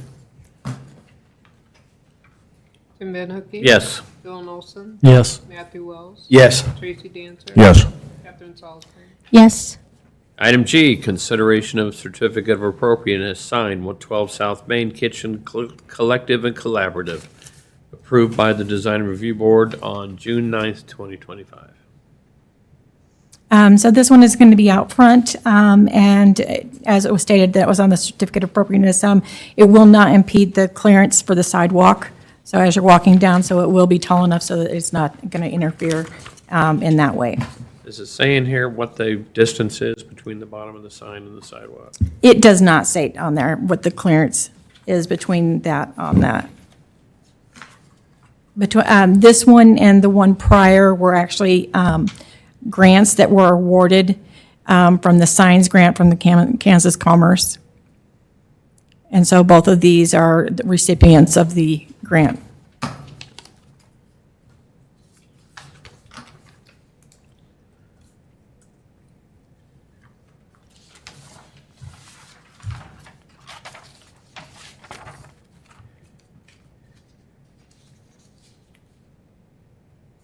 I would move to approve the Design and Review Board's recommendations for a sign at 12 South Main Kitchen Collective and Collaborative. Seconded. Dylan Olson, Yes. Matthew Wells, Yes. Tracy Dancer, Yes. Catherine Salisbury, Yes. Tim Van Hookey. Yes. Item H, consideration of certificate of appropriateness, signed 10 North Main, Papa Don's, approved by the Design Review Board on 6/9/2025. So in this one, you have a packet, and on the one picture, I believe it was this one here, it is actually not an outdoor sign. Everything that they're asking to do is actually going to be located inside, except for one on the exterior on the back side of the building. And that would be just, it has set-offs that is going to actually be on it. So I just wanted to let you know that that picture that you're seeing there is not an accurate picture on that one. So the one with the glass? Correct. The correct one.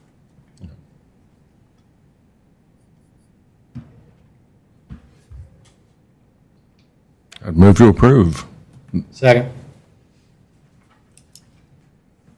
Matthew Wells, Yes. Tracy Dancer. Yes. Catherine Salisbury, Yes. Tim Van Hookey, Yes. Dylan Olson. Yes.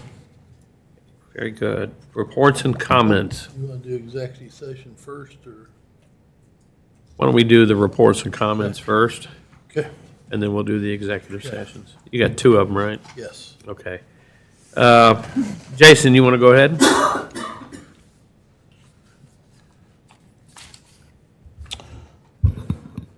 Just to update on the progress for East National. You did have in your consent agenda bill to pay for survey services, so field work is mostly done. I've got them trying to come back out probably within the next 2 weeks to get some more survey shots and do some plat research for the property lines. So that's moving forward. And that's probably all I have. Pending any questions? Are we supposed to hear back on the CIP in August? Oh, the C-clip? Yeah. All right, thank you, Jason. Thanks. We had his amendment, the addition of the consideration for the proposal. Oh, it wasn't on. That's right. Oh, yeah, do you guys have that with you? Yeah. So, Any questions on that? get a printed copy of it, because I'd shut down my laptop. It came over separate. Yeah. Anyone have any questions for Jason on this amendment? Has this already been done? No. So you're designing a bypass to clean the wet well? Yes. Was this originally anticipated? No, it was not. It's been there however many decades, and I'm not sure what they did before to service those pumps, but we met with Scott, Alec, and Max. Oh, it's probably been a month now, maybe, but So this is your cost. What is the yeah, that's just, bypass that goes in the, cost? so it depends on how we do it. So one of the big cost factors is going to be whether the city purchases a pump or not. So it would be more of a maintenance thing. So when they do it, they would just rent a pump, a 6 or 8 inch pump, which basically has to bypass all the sewer flow from the entire city so that they can draw down that wet well to a level where they can actually do maintenance. So the floor of that wet well maybe has never been really looked at in a long time. So it's a good maintenance thing for ongoing. That's the main purpose. Yeah, but we didn't have that before. The main thing we were doing at Davis was a bypass for stormwater flows because the state noted that on their inspection back in 21, I think. So it's a separate deal. And we want to do it with as little infrastructure needs as possible. So we want to be able to figure out what size pump you need. Hopefully not do any major piping work underground, but we'd have to do some valving work at the force main so that we can basically quick connect the pump and bypass the pump and draw down the wet well so that they can do that maintenance, which should probably be an annual thing that they do. Any other questions? No, I heard you say annual. Make sure even if future commissions don't pay you, you call and tell them that. Right. And that, well, yeah, for the crews, when they do maintenance on Davis, that's what that's for, yeah. And we'll try to, so we'll specify what needs to be put in for valving and all that. And normally for something like that, I imagine Scott's probably looking for some sort of O&M write-up so that they know, here's the plan, here's what you got to do to make this thing work. And that'll be part of the deliverable on that. I would move to approve consideration of addendum number 5, wastewater evaluation and design contract, EEI number 21-303 for $18,600. Second. Tracy Dancer, Yes. Catherine Salisbury, Yes. Tim Van Hookey, Yes. Dylan Olson, Yes. Matthew Wells. Yes. All right, thank you. Well, for comments tonight, since we've got Mr. Hart here, we just say, we have our budgeting and our forecasting coming up here eventually. I know you guys are doing some preliminary work. How are we looking so far? Anything you want to share with us, or? I played the fifth today. No, actually, it looks good. We were able to sit down with the departments and go through questions, and that helped a lot. Putting a CIP together, I think Brad's got the final view on that. Jessica is putting together the numbers themselves, and it's coming together well. And I think you'll have decisions to make that are maybe a little easier than it was last year, just because numbers are better, revenues are in a little better position. Yeah. So that was good to see when we're. But you come all the putting way that down together. there, you sit through the whole meeting, I'm like, let's hit him up on this, see where we're I believe it or not, I do listen to what's going on here. Although we do prefer Jessica when she comes. I told her that. I told her that she is covering another meeting. Okay. I did tell her that. Okay, thank you for everything you guys do for us, Ben. You bet, absolutely. Mr. Farmer, Thing, Mayor. don't have a thing. Commissioner Wells. Any progress on the concessions agreement? On the franchise? Yeah, I've talked to Carrie West, she's looking into it. I've got a couple old ordinances. We're studying it, I sent those to her. Okay. We'll try to get something, hopefully in a couple weeks. Okay. Excellent. I wanted to just touch on what I thought was a great success this weekend, which was the first weekend of the minor league baseball team here in Fort Scott. I saw so many people having a great time. I saw families out there. I saw kids running around, just smiling and just enjoying life. I am ecstatic about the name of the team, which if you don't know, is the Fort Scott Dragoons, named after our local soldiers who served here at the fort back in the late 1840s, early 1850s, protecting the frontier. So the Fort Scott Dragoons, it's just awesome. We had a team here previously, and I even saw people out there who were on the old Dragoons travel team wearing their old jerseys, and just, they were excited as well. The games were action-packed. I enjoyed that, and I hope the games continue to be that good. I mean, I know everyone likes a good pitching battle that stretches on for 3 hours and no one gets a hit, but for me, I like seeing the ball get smacked around on the infield and the outfield and see those guys make some of the awesome plays that they made. So just congratulations to everyone who had a hand in working on making sure that came to fruition. I know Rachel and you, Brad, both had a big hand in helping that come together. And so just a great job. This is something I believe that's going to be really excellent for our people. I talked to a lot of people after the game on Sunday, and they were all just thrilled with the possibilities of what this is going to bring to our town and people that will come from out of town to watch these baseball games. So excellent job on that. Wanted to address something that was brought to my attention by several people here in town, and that's the propensity for people to continue to post negative stuff on the Facebook in particular. Just so everyone within our city has a clear understanding for all of our citizens, our employees at the city do not monitor concerned Bourbon County property rights or concerned citizens or all of these different little Facebook groups that are out there. Our employees have enough to keep their hands full working on the stuff that needs to be done. So my encouragement to all of you who like to continue to post this negativity with hundreds and hundreds of comments on all of this bad stuff is use the app that our city has to make a note and to bring that to the attention of the city. Make a phone call to the city.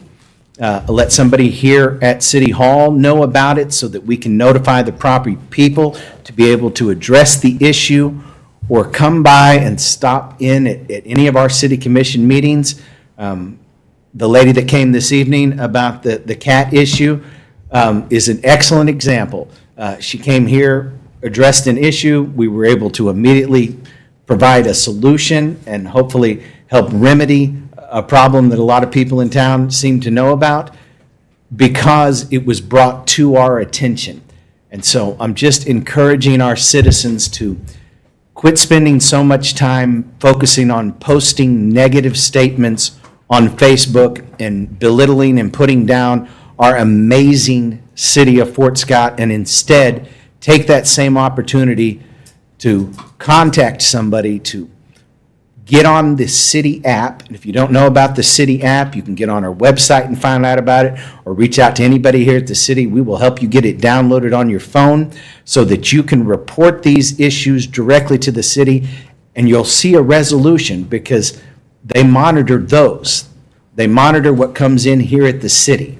So I'm asking you and encouraging you to please reach out to the people here at the city on these issues and quit just making these random Facebook posts.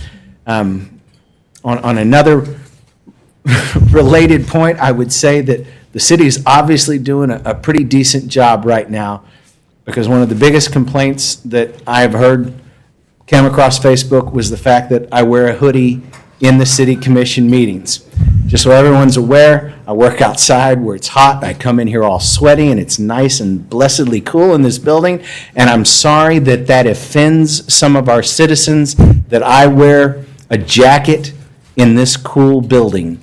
But if that's all you have to complain about, then kudos to you and your crew, Brad, for doing such an amazing job, that that's all they have to complain about. Keep wearing your hoodie. That's right.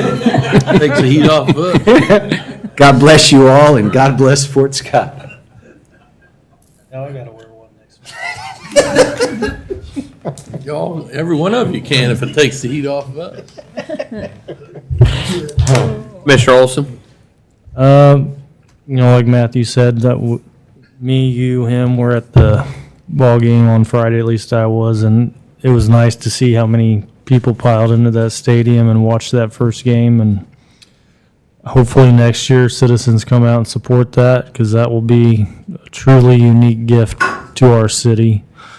I wasn't here on the 4th, but I heard a lot of good things about everything that went on that prior weekend too, over in the college area. Other than that, that's all I have. Okay, thank you. Commissioner Dancer? Yeah. I'd like to piggyback off of Commissioner Wells with the negative comments on Facebook. I think I posted out there that somebody was complaining about the condition of their water. That the Fort Scott Water Department does not monitor Facebook for complaints. And if you have a complaint, feel free to reach out to the Water Department, reach out to the city manager, reach out to any of us, city commissioners you elected to represent you. We will follow up and address any issues or concerns that you may have. I would, let's see here. Did want to ask, Brad, the Street Advisory Board, that is, it's been a while since we heard from them. Are they still meeting? They don't meet very often, no. They said I mean- they'd rather not meet if they don't have to meet. Well, I know Gary Culler was in charge of that, right? I mean, he was, but, Well, I mean, guess I'd he's rather in not charge. be here every 2 weeks, but here I am. What's their excuse? well, no, I was just wondering, I mean, Gary, I thought Gary moved back up to, like, Overland Park or something. Oh, No? did he really? I don't know. He's almost never in town. He lives in the same house he has for umpteen years. Okay. He has a house in Kansas City because he get grandkids. Yeah. I mean, I talked to him, but, He doesn't live there, he lives. I talked to him about a month ago at a planning commission meeting or something, and he asked about a meeting, and I said we could. He Okay. said no need to meet if we don't have to. okay. I think there's some members of the Street Advisory Board who would like to meet, so could you maybe, They could Ask go him. ahead and email me, and okay. we can. All right. Let's see here. I think the rest of this stuff I can put off until we can have a work session with budget season looming. There's some things that I have some questions about. But like I said, we can address them in a work session. I prefer that, in fact. Can we get one scheduled? No? Before the next meeting again, or you want separate? It can be immediately before the next meeting. I think it might take some time. We got some things we need to talk through. Is it a budgetary work session? Budgetary, yeah. We have some budgetary work sessions. We do have scheduled, don't we? some scheduled. So, the 5th is a full commission meeting. Last Yes. year, we met on what would have been the 1st of August, which was a Wednesday at the time, or a Thursday at the time. We met in two different special sessions on budget. And I believe they were both Wednesdays. The Wednesday of your commission meeting is the 6th. So the off Wednesday would have been the 13th this year. Yep. So you've got options. We could meet the 13th and 27th. That'd make you here every week, or do it the same week.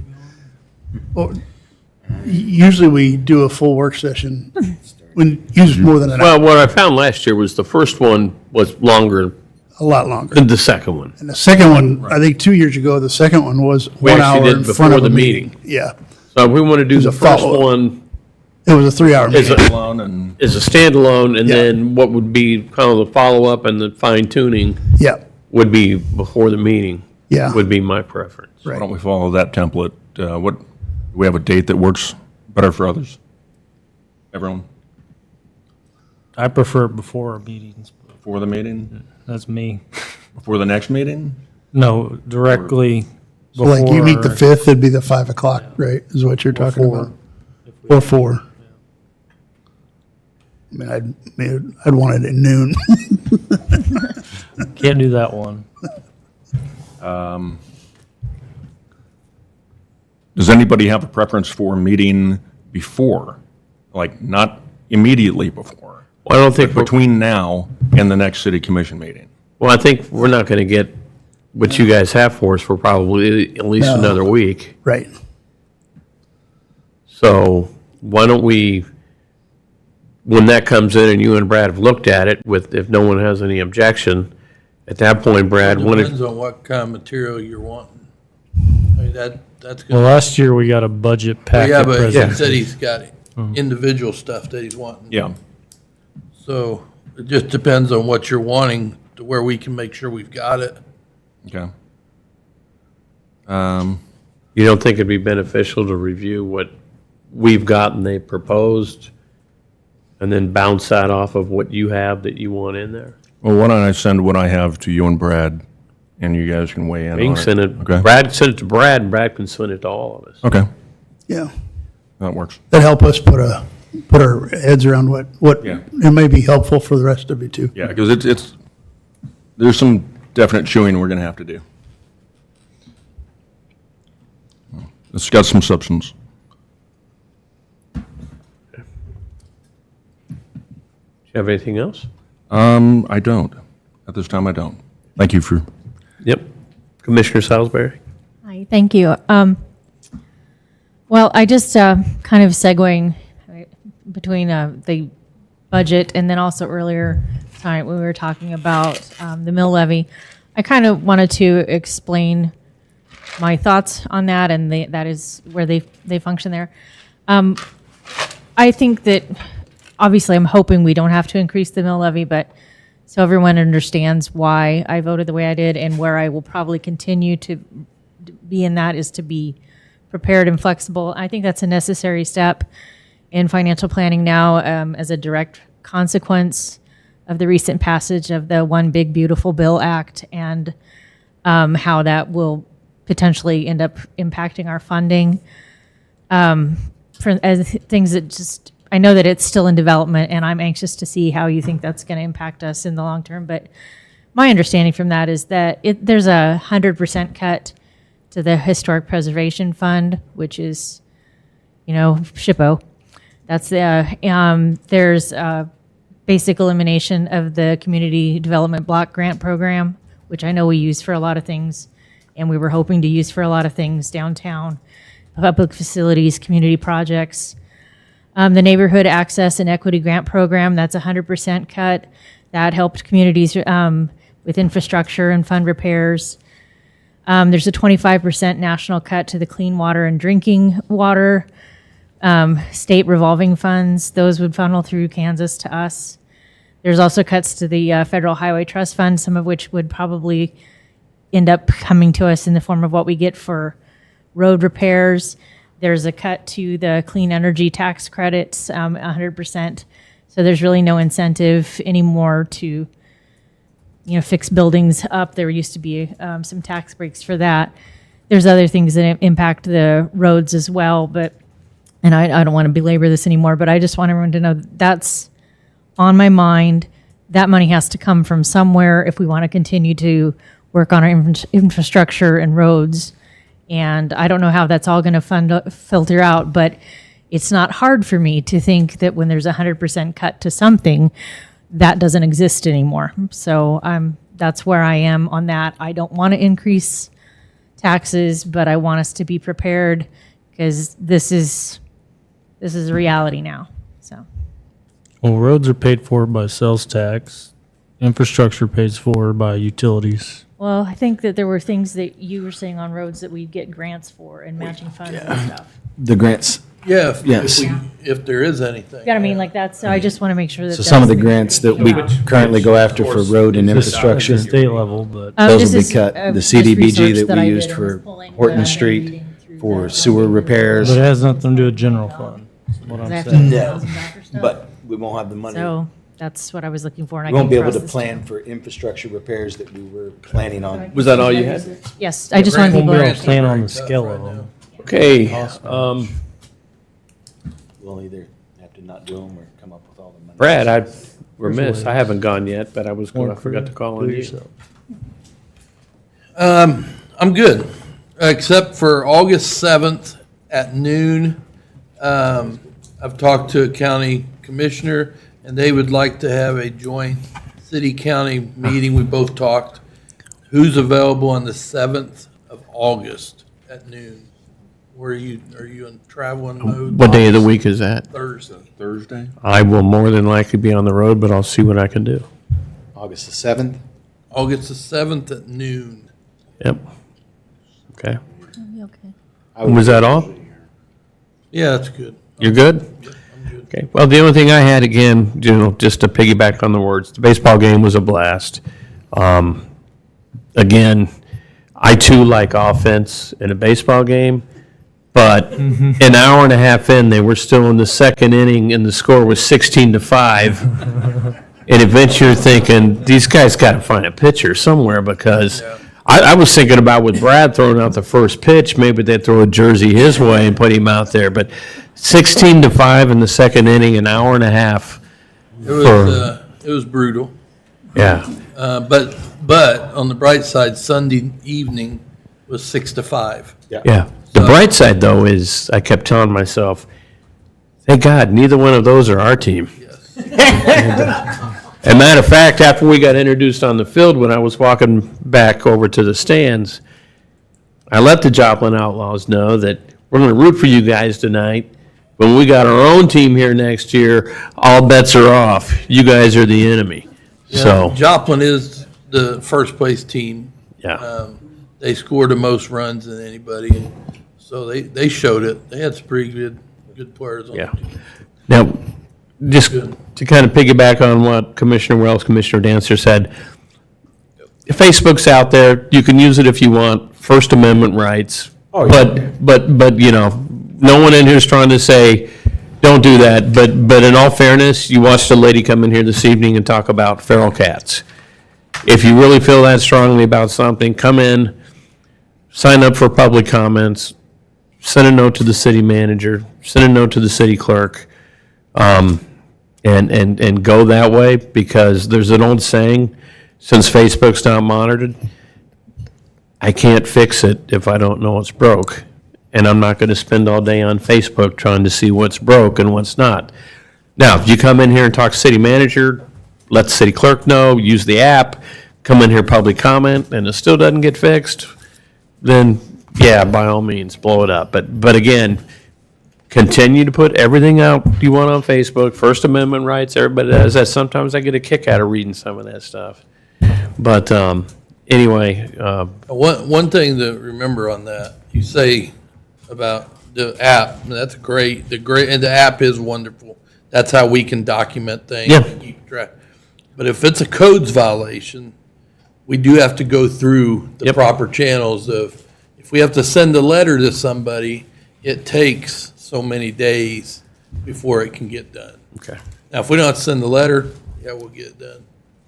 Okay. And we really like it if it's a water leak or something, then and I did hear one of you said about the water quality. We found the source, if it was one on Eddy Street, I don't know if that was where it was. Okay. We found the source of it, there was a leak, so that's cleared up. Okay, city clerk, your report for the meeting? You have anything? You all said it all. Okay, all right. So I'm assuming, Brad, the first one we're going to have is attorney-client privilege.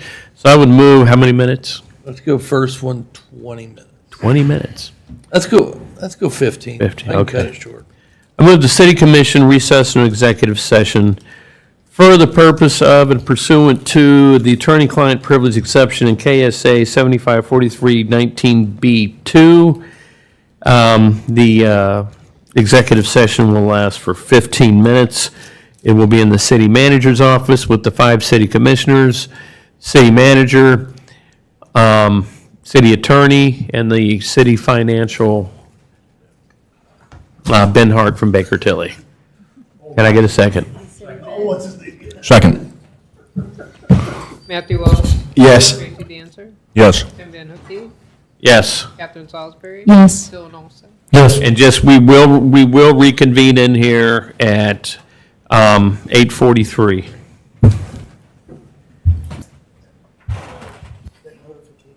Mm-hmm.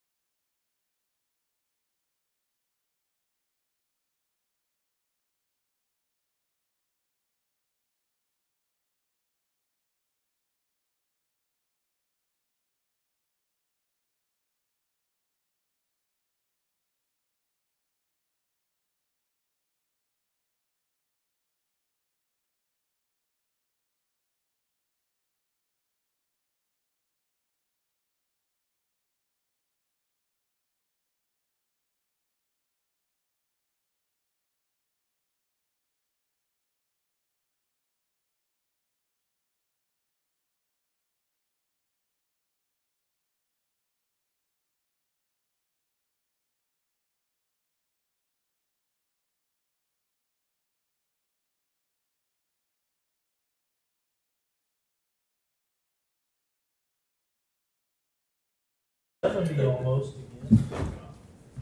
us know when we're live, please. Okay, move to come out of executive session. Second. Tracy Dancer. Yes. Tim Vanderkey. Yes. Catherine Salisbury. Dylan Olson. Yes. Matthew Wells. Yes. Okay, I'd move that the city commission recess an executive session for the purpose of pursuant to the financial affairs or trade secrets of corporations, partnerships, trust, and individual proprietorships, exception in KSA 754319B4. In the meeting will be the 5 city commissioners, the city manager, and the city attorney. Oh, and the Baker Tilly. Financial advisor. The meeting will take place in the city manager's office for, I'm going to say 12 minutes, and we will be done at 8:55 and meet back in this room. Second. Tim Vanderkey. Yes. Dylan Olson. Yes. Matthew Wells. Yes. Tracy Dancer. Yes.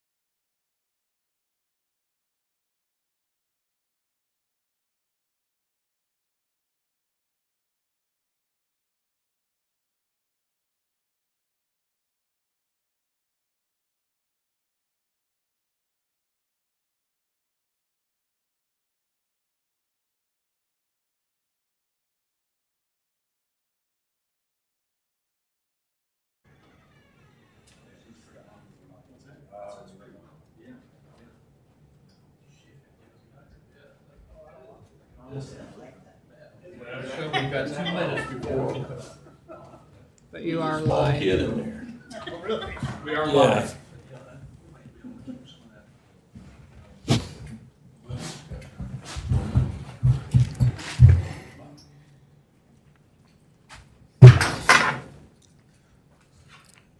Sales tax question.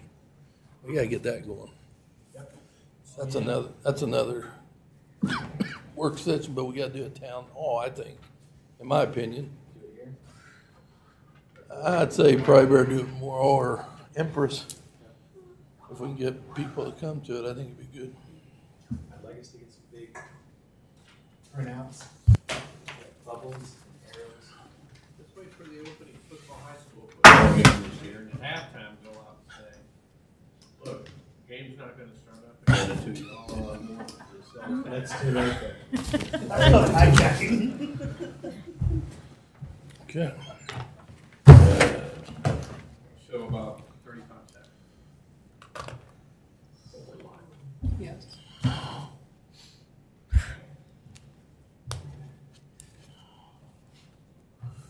Move to come out of executive session. Seconded. Catherine Salisbury. Yes. Dylan Olson. Yes. Matthew Wells. Yes. Tracy Dancer. Yes. And Ben Hookie. Yes. Is there a motion to adjourn? Motion to adjourn? No, There was no action. no on action it. on either executive session. Take the action, you know there's no action. Okay. We have a motion to adjourn. Is there a second? A second. Okay. We got a second. I'm sorry, the second. Catherine, second. Catherine, okay. Dylan Olson. Yes. Matthew Wells. Yes. Tracy Dancer. Yes. And Ben Hookie. Yes. Catherine Salisbury. Yes. Thank you, Brad.